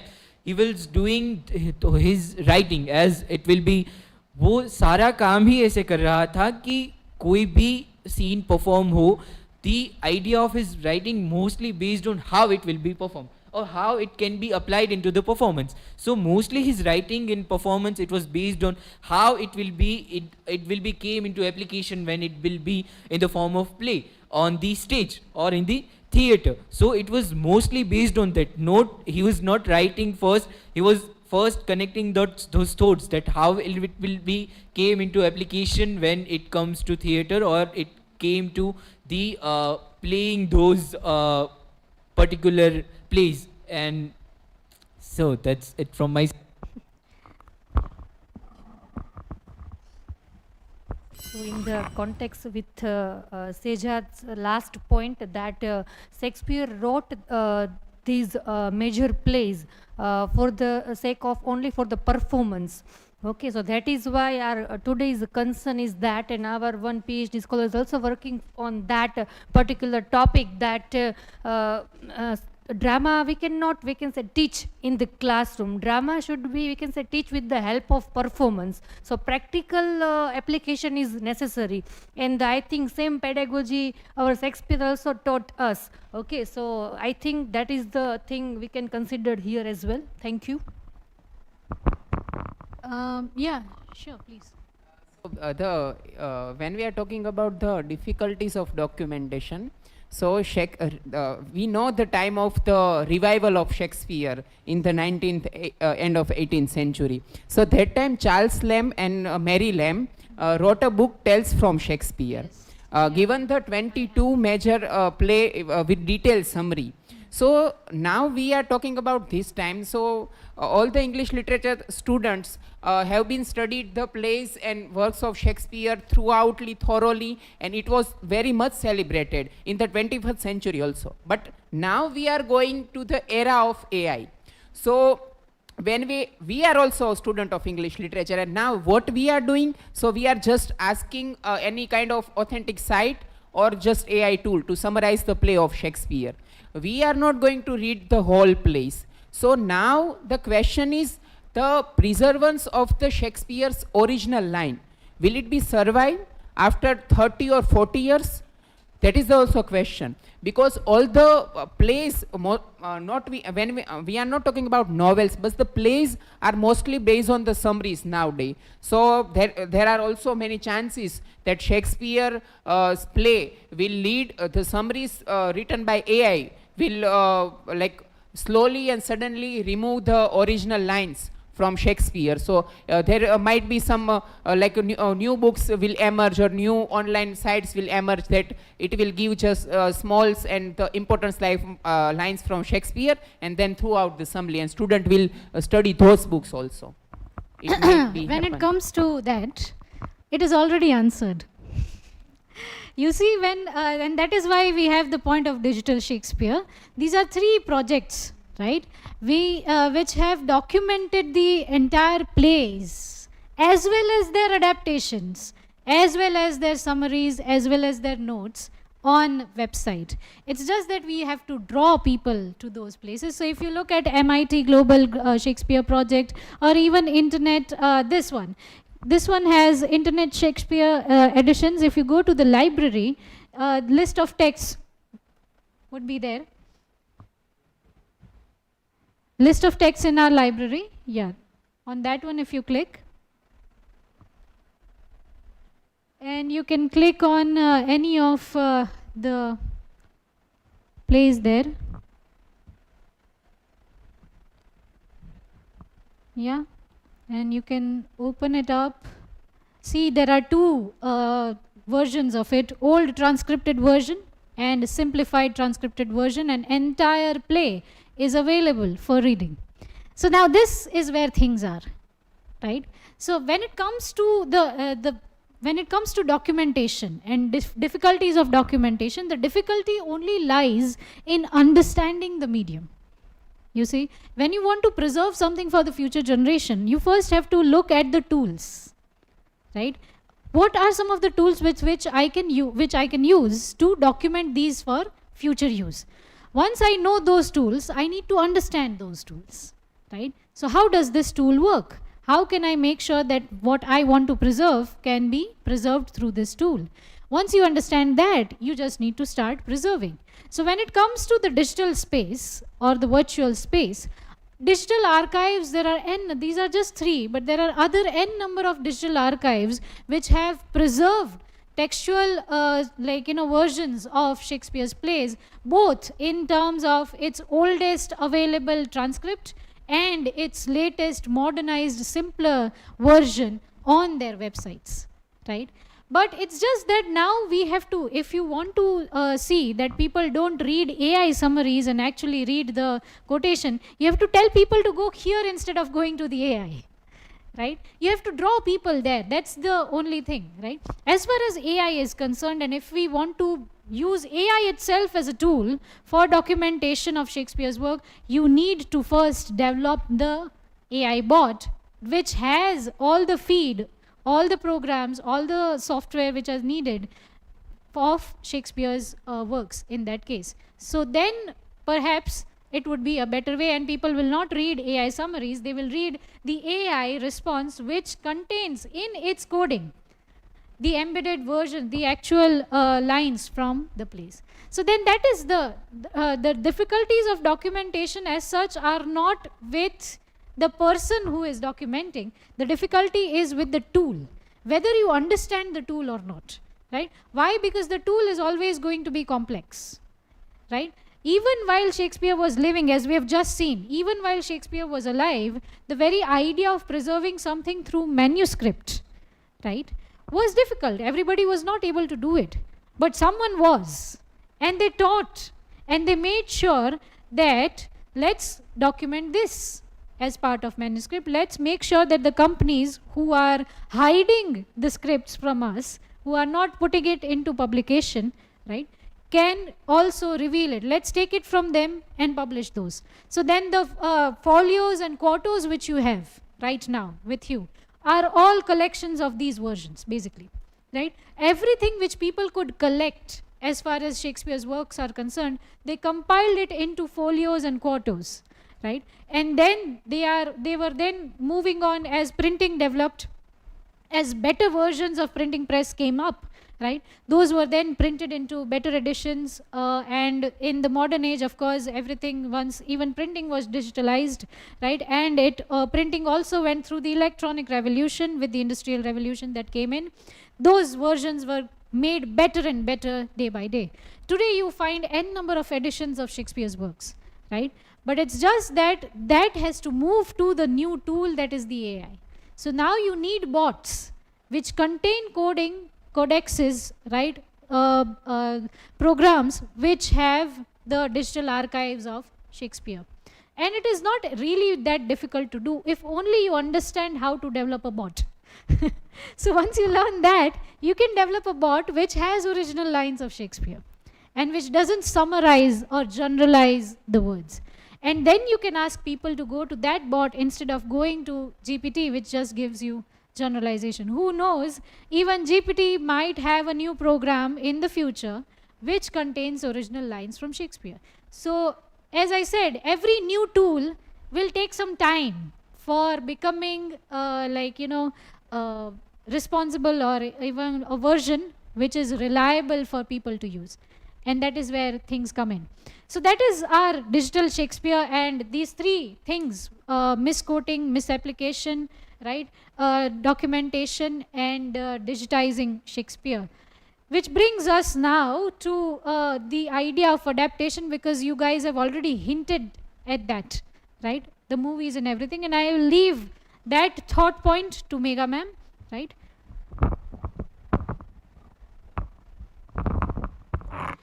Yes, thank you, madam. As we all know that a human being and tools both are working on trial and error basis. Yeah. So now let's move forward for the next point. Our next, we can say the thematic point for the discussion is that Shakespeare through a comparative lens. So today I want to speak something on the comparative literature and Shakespeare, as we are celebrating 462nd anniversary of the birth and 410th anniversary of the death of William Shakespeare. So in that regards, I want to, we can say, discuss how we can say Shakespearean's drama or plays were adopted in Parsi theatre and in Gujarati theatre. So in that context, I want to say something from the book Approaching Shakespeare Through a Comparative Literature. So from this book, I have referred or overviewed 2 articles, and that articles I like the most, and that is why I have chosen that particular topic, that how we can say, we can find it out, we can say a very good effect of Shakespeare in Parsi theatre. So first I want to share something from the article, or we can say research paper, the Indian versions of Shakespeare in Traditions. This research article written by Swati S. Kapadia. So the present paper attempts to discuss theatre adaptations, or we can say, for example, traditions of Shakespeare's play, especially in Parsi theatre. Yesterday when we were planning, me, ma'am and sir, regarding this round table discussion, so sir also mentioned this Parsi theatre. So and luckily today ma'am just brought this book, and I referred some of the articles, and I find it out this topic, and which is very interesting. So this Parsi theatre, which played a very vital role in not only indicating or Shakespeare's, but also popularizing Shakespeare as a rich source of inspiration in the mainstream of what can be called a popular culture or Bollywood films. Apart from the commenting on adaptation of Shakespeare's plots, it also assesses adaptation of Shakespeare's characters, visions and devices in Indian context in the Parsi theatre as well as Bollywood films. The introduction of Shakespeare along with the other European dramatists in India through English education goes hand in hand with the origin of the Parsi theatre and the modern theatre movement in the year 1850s.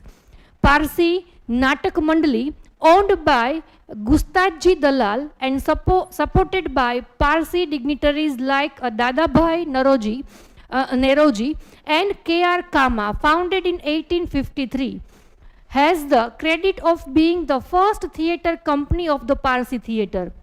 This was followed by many other theatre companies managed by Parsi between 1853 and 1869.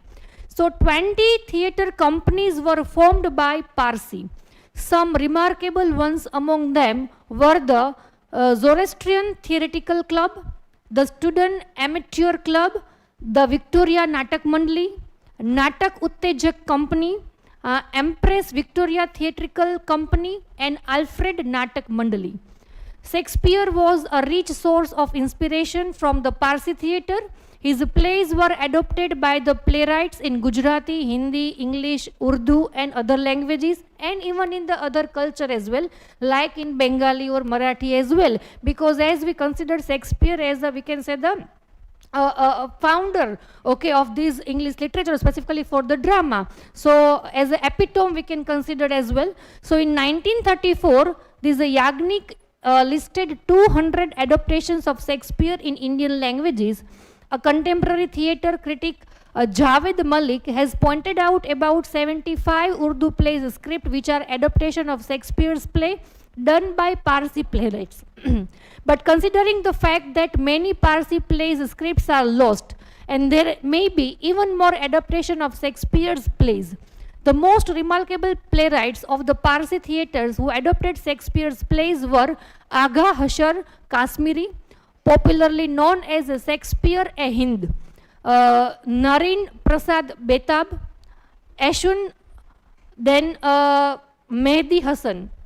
So the earliest adaptations of Shakespeare in English were at educational institution. Many playwrights of the Parsi theatres were introduced of Shakespeare and performed his play as students at Elphinstone College, Mumbai, under the guidance of the influence of the British teachers, and they looked upon Shakespeare in awe and at the ultimate master to be respected and followed.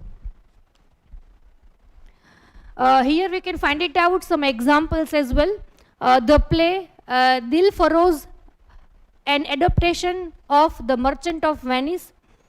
The early plays in Parsi theatres presented Indianized versions of the Shakespeare's play, but turning them into folk performance with dozens of songs added in.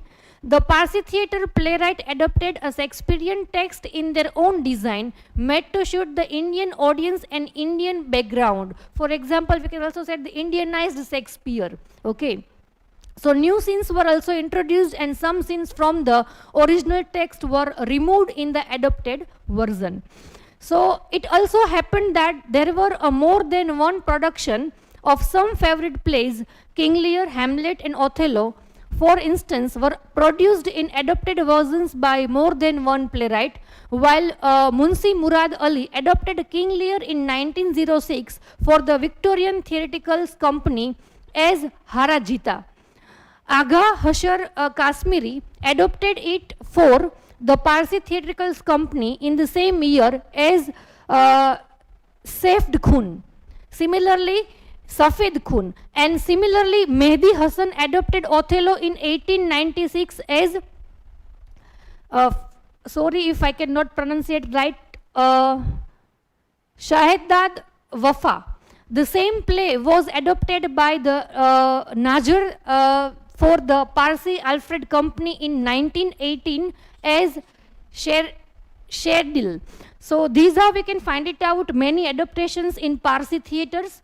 Thereafter, Shakespearean adaptations continued in the Hindi cinemas, and that thing I think you all know, that how we have these nowadays, these OTT platform are also available for that kind of thing. Also we have a very good name, these Vishal Bhardwaj and his very, we can say the remarkable films. So these all things about, we can say the Parsi theatres, that how Shakespearean's drama were adopted in that particular area. And now let's discuss that how our Gujarati theatre and these dramatic tradition were there. So as we all know that in our Gujarat we have very, we can say the folklore types of a tradition. So we just we are just very famous for that, these Bhavai, Ras Leela, and we can say the Ram Leela, and these Ves Bhusa, or we can say Veh Kadhiya, એવું કે છે. Okay, so in that way we are good, but slowly and steadily, that is the initial stage of our drama.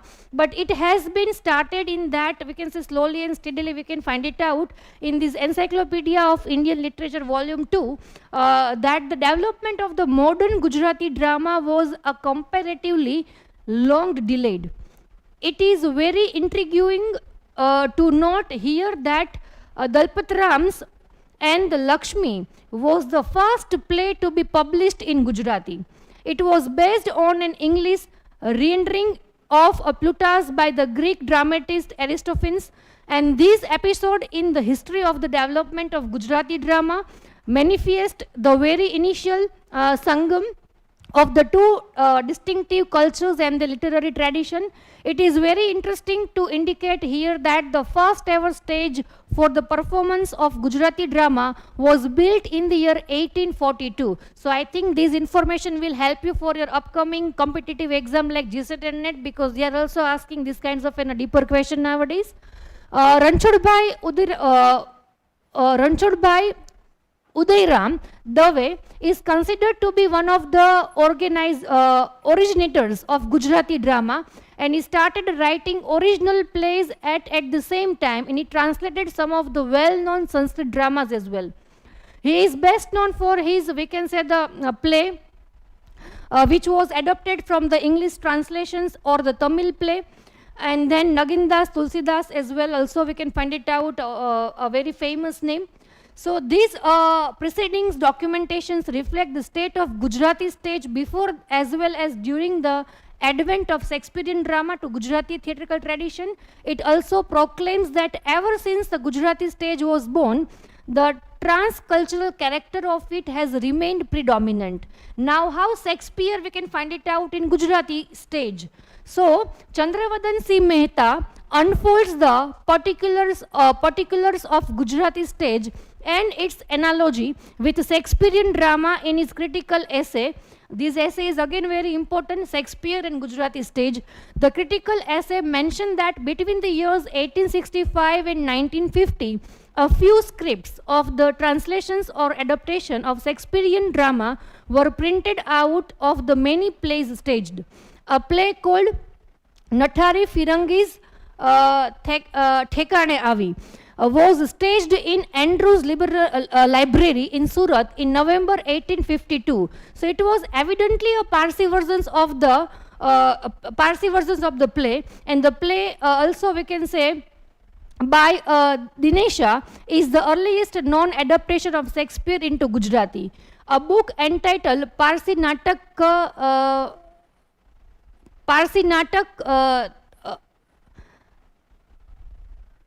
Takhtani by Dhanjibai Patel is very important documentary recorded here as well.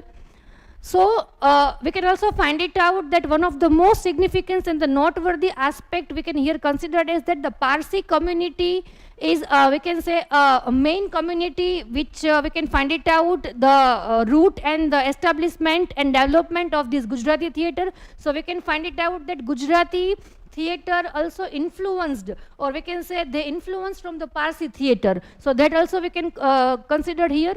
So Chandravadan Mehta defines this conspicuous fact that stating that most of the Parsi across knew English and were and they were keen followers to the English tutoring companies which visited Bombay time and again, and with the result of that Parsis translated and produced many of these well-known Shakespearean plays.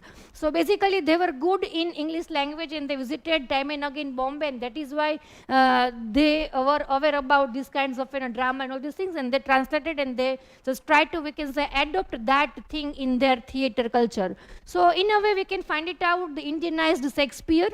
Here we have some examples that which play we can find it out in Gujarati. So predominantly the titles of the comedies like Khodyo Dungar ane Kadhyo Undar. So this is the Gujarati play, but we can find it out. Original one is Much Ado About Nothing.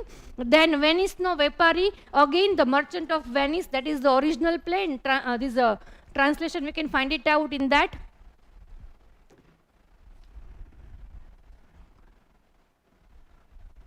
I think this Kanan Kalol, that is again a Gujarati, we can say the drama. Again original one is As You Like It, and Tofan, okay, that is again a Gujarati one, and the original one is The Tempest. So these are we can find it out that some Gujarati dramas also we can find it out in, and also we can say adopted from the Shakespearean drama as well. Here also we can find it out one good we can say the example of a poem as well. One poem Shakespeare which is written by Matthew Arnold, and similarly we can find it out one Gujarati poem Shakespeare written by Umashankar Joshi. So it is very common belief of a few Gujarati scholars that there is hardly any great Gujarati poet in Gujarati literary tradition who has made efforts to praise the great poetic master Shakespeare. Here is a defense to break this myth. Umashankar Joshi is one of the with whom every Gujarati literature lover is well acquainted. It is a matter of pride that this great poet of Gujarati literature has written a poetic piece to admire, acknowledge and appreciate the great literary skills of Shakespeare. If you want to refer this poem written by Umashankar Joshi titled Shakespeare, then you can read. This poem is also available in this book. I cannot read because of the time limit.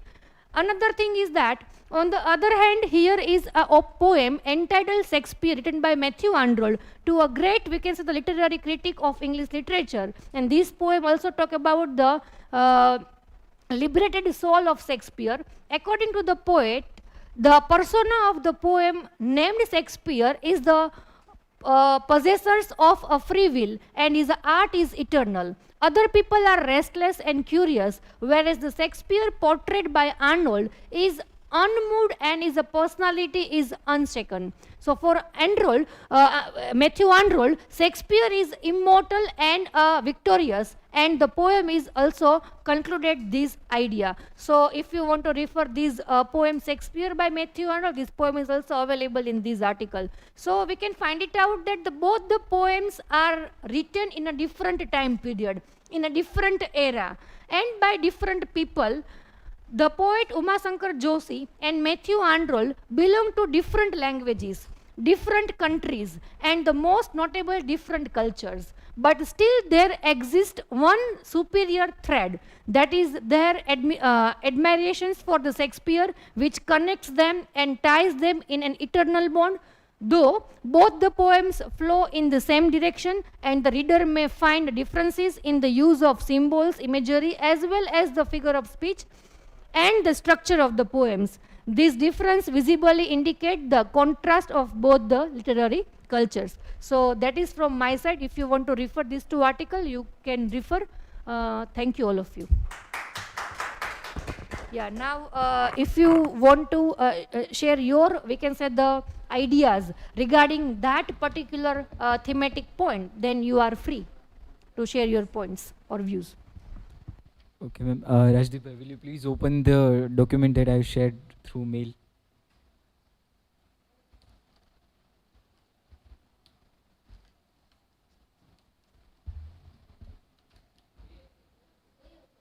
Link share. Academy award.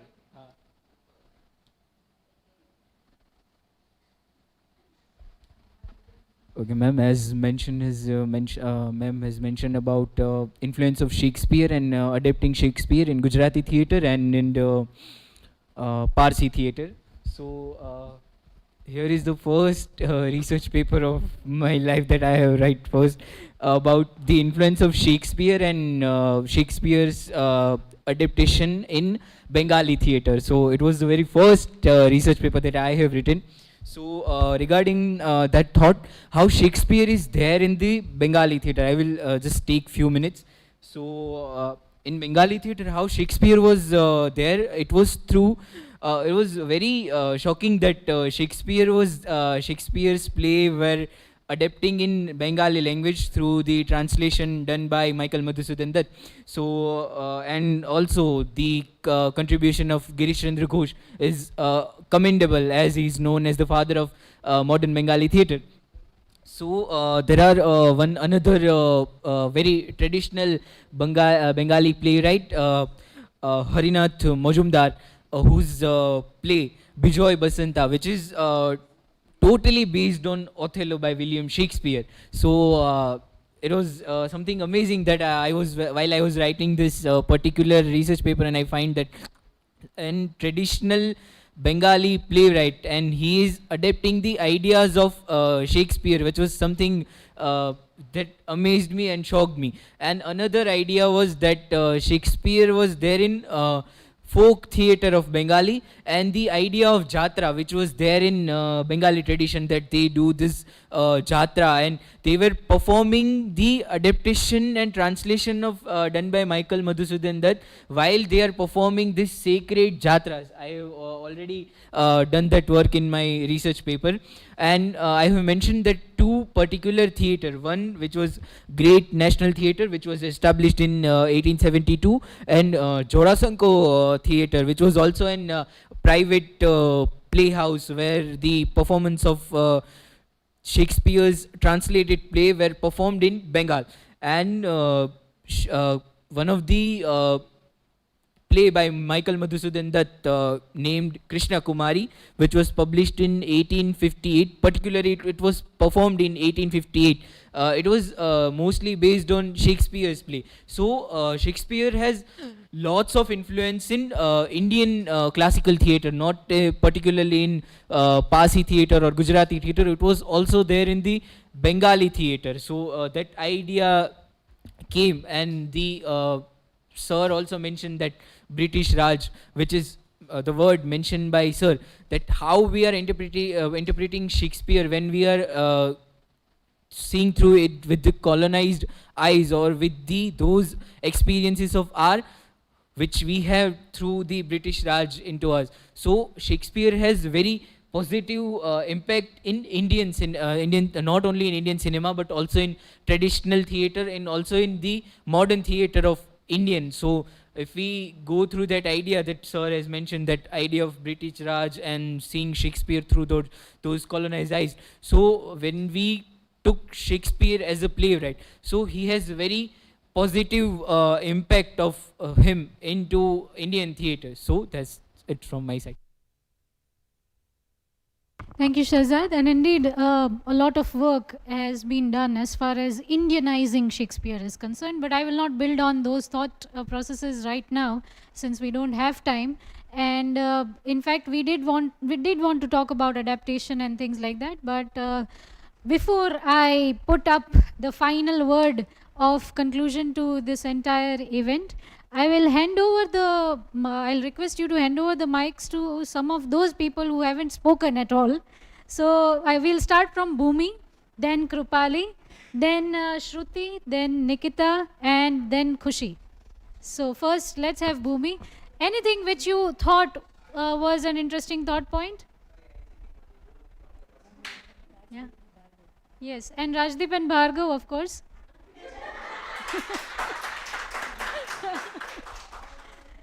Yes, Bhumi, please, over to you. Anything which you found interesting or you would like to add to, like, from this entire discussion? I like that point, this documenting this everything. So it is very helpful for the future generation to this documentation to the his works. So for further or future generation will get more advantage or knowledge from this. So I like this point. Like to add to that point?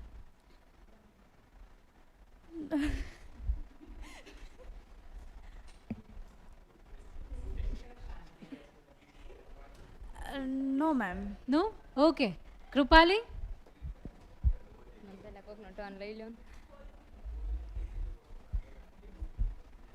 Ma'am, so yesterday I seen one video. So in that I found that various misunderstanding about Shakespeare. That Shakespeare is not existed as well. The Marlowe is also considered as a Shakespeare. That Shakespeare himself is not there. So the sir whom I say, so he says that signatures are very matching of Marlowe and Shakespeare. And their photos, he compares the photos of that. So it also looking same. And he also mentioned that his tragedies, Shakespeare write tragedies after the Marlowe is died. So very idea he showed in this video. So. Okay, that's interesting. In fact, there are n number of debated questions related to the authorship of the Shakespearean plays, and some have also claimed, in fact, that Shakespeare used to keep ghost writers for writing his plays and so on and so forth. So yes, you are right. There are many questions regarding the authorship of Shakespearean works. But here, I would rather choose to read Shakespeare works as a text rather than something which is authored, something which you would have studied as part of I.R. Richards and practical criticism, right? So you read text as it appears in front of you, rather than as something which the author intended it to be, or rather as the expression of an author's thoughts, so on and so forth. However, when it comes to documentation, that kind of strategy doesn't apply. So that is where your point becomes a really valid point of discussion. So when it comes to documentation, you need an author to be there, right? And that is where Shakespeare is a difficult persona to deal with. So thank you for that point. Well done. Shruti? Main question that does Shakespeare matters too much? So here we can see the critical answer that must also question his dominance, and what are the some of the problems that over representation in curricula, then marginalization of non-Western literatures, and canonical elitism. So, if we see this in a post-colonial critical argues, then Shakespeare's prominence reflects historical power structures and not pure merit. So that is the main point here we can see, and this. Thank you. Okay, thank you. And indeed, surely Shakespeare, when we think of power structures, let's not forget that Shakespeare was a commercial writer. He was not the kind of, he was not the kind of writer you would associate with somebody who's just doing art for art's sake. Right, he was writing to earn money, and he has made it very much clear in the way he writes. And if you read the history of his works, you will find out more about this thing. But when it comes to whether Shakespeare is too much, that brings us to the questions which were raised by Sir in the opening, insights from him this morning. And let's not forget, every writer is connected to the political, social structure that is there. Once you start writing, you will be not just manipulated by your own thoughts, but your works will be manipulated for the society by the people who have power in that case. So once the work is out, it can be used for n number of things, and that is what the British colonizers did, right? Wherever they went, they took the works of Shakespeare, right? And then they narrated it in such a way that Shakespeare is a great writer, and therefore even today, after 400, 500 years, people remember Shakespeare as a great writer.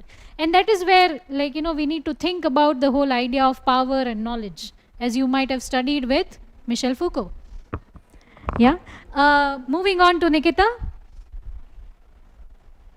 So first, I most like about the Shakespeare's work, sonnets, which connected with feelings, genders, all of things with connected in a contemporary time. So it's demonstrate how all things which happened in past time, it's also connected in the present time also. So it's a good thing. And Okay, thank you. And yes, as we have discussed in the morning also, the past is a prologue. So whenever the past is a prologue. You might have forgotten. So then in that case, if you read it that way, then whatever is written in the past serves as a prologue. But let's not forget that stopping at the prologue is not a good idea. You need to move on to the next chapters and epilogues also. So then next, Khushi.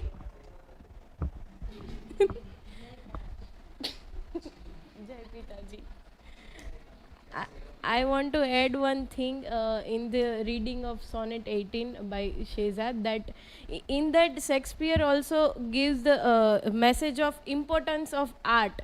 So in that Shakespeare talking about the natural beauty and the poetic beauty. So we also finding about a filter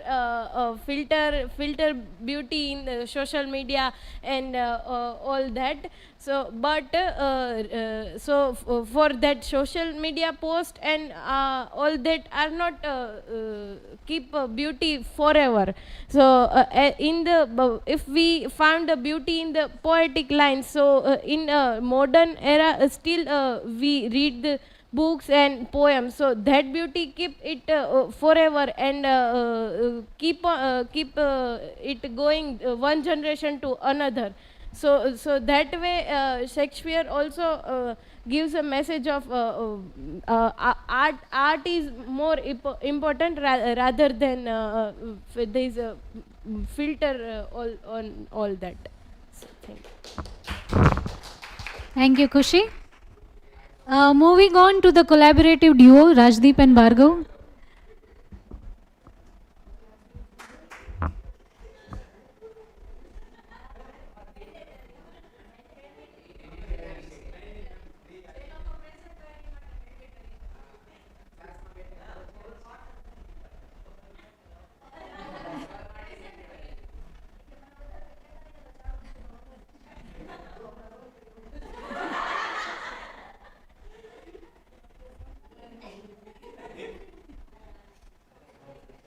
So it was quite amazing for me. Like in the beginning, we have just started from Happy Birthday Shakespeare song. But later on, when sir just informed that it is not just a praising of someone who have wrote something, but also try to read and locate how his work has done in literature era. So that was quite helpful, and this was well. Thank you. Thank you for the feedback, Bhargav. And okay, that brings us to the close of this entire event. Now, moving, just reflecting back on the questions which were raised in the morning by Sir regarding universality, greatness, relevance, power and knowledge, and all those bigger questions as such, right? I hope that today's session, we were not perhaps able to have more interaction as such, as in where everybody was involved in a very active discussion, perhaps. But I hope that there were some key takeaways which you could then reflect on later on, right? And find perhaps answers to those bigger questions also. As it was mentioned that everything that is there in history, everything that is there in the contemporary time, and everything that may come in the future will be subject to question, curiosity, analysis and further research, right? Everything is questionable, everything is explorable for that sense. As far as figures like Shakespeare, or even days like the World Book Day, or even days like the World English Day is concerned, right? We have to remember that if people will have such arguments like, if they celebrate English, let's celebrate Gujarati also, let's celebrate mother tongue also. We are already doing that, right? We also celebrate Hindi Divas, right? So then we already have those arguments coming in. The question, however, is not to if isne kiya main bhi karu, right? The question is not that. The question is, why do you want to celebrate it? Is there really a need to celebrate language, right? Remember that language itself is the outcome of power and knowledge, right? Somebody somewhere in history decided that this is what we will call language and this we will not call language. So what you have as gestures is not considered language in terms of the traditional ways of things, right? What you consider as signs and sounds is not considered part of the mainstream language. They have a different title called sign language or gesture language or non-verbal communication. Now what if for somebody that non-verbal is the verbal communication? Right? So then those are some of the complexities, right? Some of the questions which can be raised. And as far as writing is concerned, and I keep mentioning this in my classes, that writing itself is an act, right?